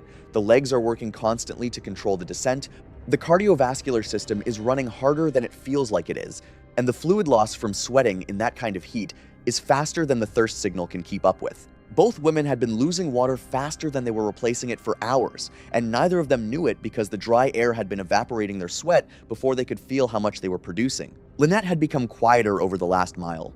The commentary about the views and the other hikers had stopped, replaced by a focus on the trail immediately ahead. She checked her water bottle during a rest stop and didn't say anything about what she saw. Renee said her legs felt heavier than she had expected. Lynette told her it was the elevation change and that they'd feel better once they turned around and got moving again. They rested briefly at the Tonto platform. The Colorado River was visible below, closer than it had been from the rim, but still a significant distance down. Lynette looked at it for a moment. By then, reaching the river had become more than just a hiking objective. It was the plan she had defended to Renee, to the ranger, and to herself. She didn't say anything about changing course, and Renee didn't suggest it. They kept descending. They reached the river corridor at approximately 11:50 a.m. The temperature at the bottom was 113 degrees Fahrenheit. There was no shade anywhere near the trail. The Colorado River was right there, wide and green and moving, but the water wasn't safe to drink without treatment equipment. Neither of them had brought, and standing next to it in 113 degrees Fahrenheit heat with no shade provided almost no relief at all. They stopped for about 10 minutes. Lynette sat down on a rock and didn't get up quickly. Renee finished the last of her water and held the empty bottle for a moment without saying anything about it. They had roughly 7 miles of trail ahead of them to get back to the rim. Think about that for a second. They were sitting at the bottom of the Grand Canyon in the middle of July with empty water bottles and a 7-mile climb back to the top. The ranger had told them exactly how much water they needed. He had told them exactly what the heat would be. He had told them exactly what the return climb would cost them. And they were sitting at the bottom with nothing left, about to find out that every single thing he said was true. After a few minutes, Lynette got to her feet and said they needed to start back. Something in her voice had changed. Renee seemed to notice it too. Without saying much else, they started up the trail. The first 20 minutes of the return climb were manageable in the way that the beginning of something always is. They were moving, they had a direction, and the immediate physical effort of climbing gave them something to focus on besides the heat. But the return on South Kaibab in July is a fundamentally different experience from the descent, and the difference becomes clear very quickly. Going up generates body heat through exertion, on top of the ambient temperature that's already there. The canyon walls on either side of the trail had been absorbing heat since before sunrise, and were now radiating it back at full intensity. The trail surface itself was hot enough to feel through the soles of their shoes. There was no breeze, no cloud cover, no shade at any point on the route, and no water anywhere on the trail for the entire 7 miles back to the rim. The body's ability to cool itself through sweating depends entirely on having enough fluid to produce sweat, and both women had run out of fluid at the bottom. Their cooling systems were running on empty in the hottest part of the day on the most exposed trail in the canyon. Within 30 minutes of starting back up, both women were in trouble. They weren't fully recognizing yet. Lynette's pace had dropped significantly. She was stopping every few hundred feet rather than every half mile, and the stops were lasting longer each time. Her face was deeply flushed, and when Renee looked at her during one of those stops, she noticed that Lynette wasn't sweating anymore, which in 113 degrees Fahrenheit heat meant something specific and serious was happening. The body stops sweating when it no longer has the fluid to produce it, and when sweating stops in extreme heat, core temperature rises without any mechanism to slow it down. That transition from heat exhaustion to heat stroke is the point of no return without immediate intervention. The cruel part is that people experiencing it often don't even realize what's happening. Lynette said she felt dizzy during one of the stops and sat down on the trail. She said she just needed a minute. Renee sat down next to her and waited. Renee was dealing with her own version of the same problem. She was still on her feet, but her thinking had become slow and unreliable in a way she wasn't fully aware of. She kept asking Lynette questions about how far they had come and how far they still had to go, questions she should have been able to answer herself, and when Lynette's responses became slow and didn't quite track, Renee didn't immediately register that as an emergency. Her own cognition was compromised enough that she was processing what she was seeing more slowly than she normally would have. The conclusion she reached, that Lynette needed a few minutes to rest and would be okay, was the wrong one, but it was the only one she had the capacity to reach at that point. Other hikers passed them on the trail. A few slowed down and asked if they were okay. Lynette waved them on and said they were fine. Renee didn't respond to one group at all, which the hikers noticed and remembered later. The window for an early emergency call was passing with every group that moved on. Approximately 2.1 miles into the return climb, Lynette stopped walking and did not start again. She sat down on the trail, said she needed a minute, and then became very difficult to communicate with. Her responses to Renee's questions were slow and disconnected. She answered questions that hadn't been asked and didn't answer the ones that had. She was no longer sweating. Her skin was hot and dry to the touch. She was not oriented to where she was or what was happening around her. In cases like this, confusion isn't just a symptom, it's evidence that the heat is beginning to overwhelm the body's ability to protect itself. Renee sat with her. She did not call for help. She waited for Lynette to recover, which was the wrong response, but Renee's own body temperature was elevated. Her fluid deficit was severe, and her ability to think clearly and act decisively had been eroding for the last hour without her realizing it. She was sitting in 111 degrees Fahrenheit heat with no water next to someone who was in the process of dying, and she didn't have the cognitive capacity left to fully understand what she was looking at. A group of hikers coming down the trail found them approximately 15 minutes later. Lynette was unresponsive. Renee was conscious but confused and couldn't give clear answers about how long they had been sitting or how much water they had consumed. One member of the group had a satellite communicator and sent an emergency alert immediately. Others in the group had water and began giving it to Renee and attempting to get some into Lynette, but Lynette was unresponsive and could not drink. They used wet clothing to try to cool her skin. The temperature on the trail at that point was 111 degrees Fahrenheit, and there was no shade within reach. The emergency alert was received, and a response was initiated, but reaching the two women was not straightforward. Their location, approximately 2.5 miles above the river and 2.4 miles below the rim, was accessible only on foot or by helicopter, and summer heat in the inner canyon creates air density conditions that limit what a helicopter can carry and when it can safely operate. A ground response team was deployed from the rim, while an air assessment was conducted simultaneously. The hikers who found them stayed on scene and kept doing what they could. Here's just the revised ending. The ground response team reached them approximately 55 minutes after the alert was sent. By that point, Lynette had been unresponsive for over an hour in direct sun with no cooling and no hydration, and her core temperature when the team reached her was recorded at 108 degrees Fahrenheit. At that temperature, organ damage is not a possibility, it's a certainty. The question is only how much has already occurred and whether any of it can be reversed. Renee was still conscious when the team arrived, but just barely. She had been sitting in the same heat, with the same empty bottles, next to someone she couldn't help, for nearly an hour. Her body had been running on nothing for a long time by then. Lynette Caulfield was evacuated by helicopter after the ground team stabilized her enough for transport. She did not regain consciousness. She was pronounced dead that evening.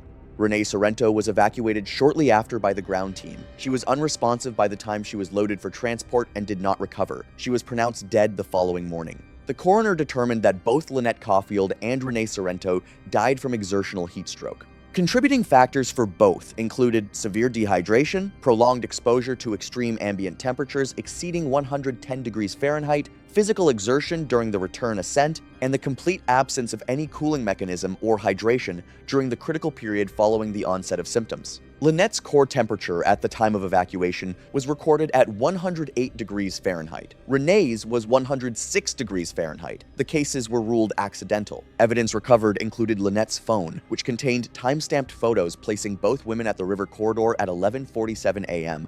and on the return trail at 12:09 p.m. GPS data from Renee's fitness tracker confirmed their pace, their route, and the exact point at which movement stopped. The trailhead entry log contained both names with a recorded start time of 8:34 a.m. The ranger's log noted the time of their interaction and his description of the water they were carrying, which was consistent with what the responding team found at the scene, 2 empty bottles between them, both dry.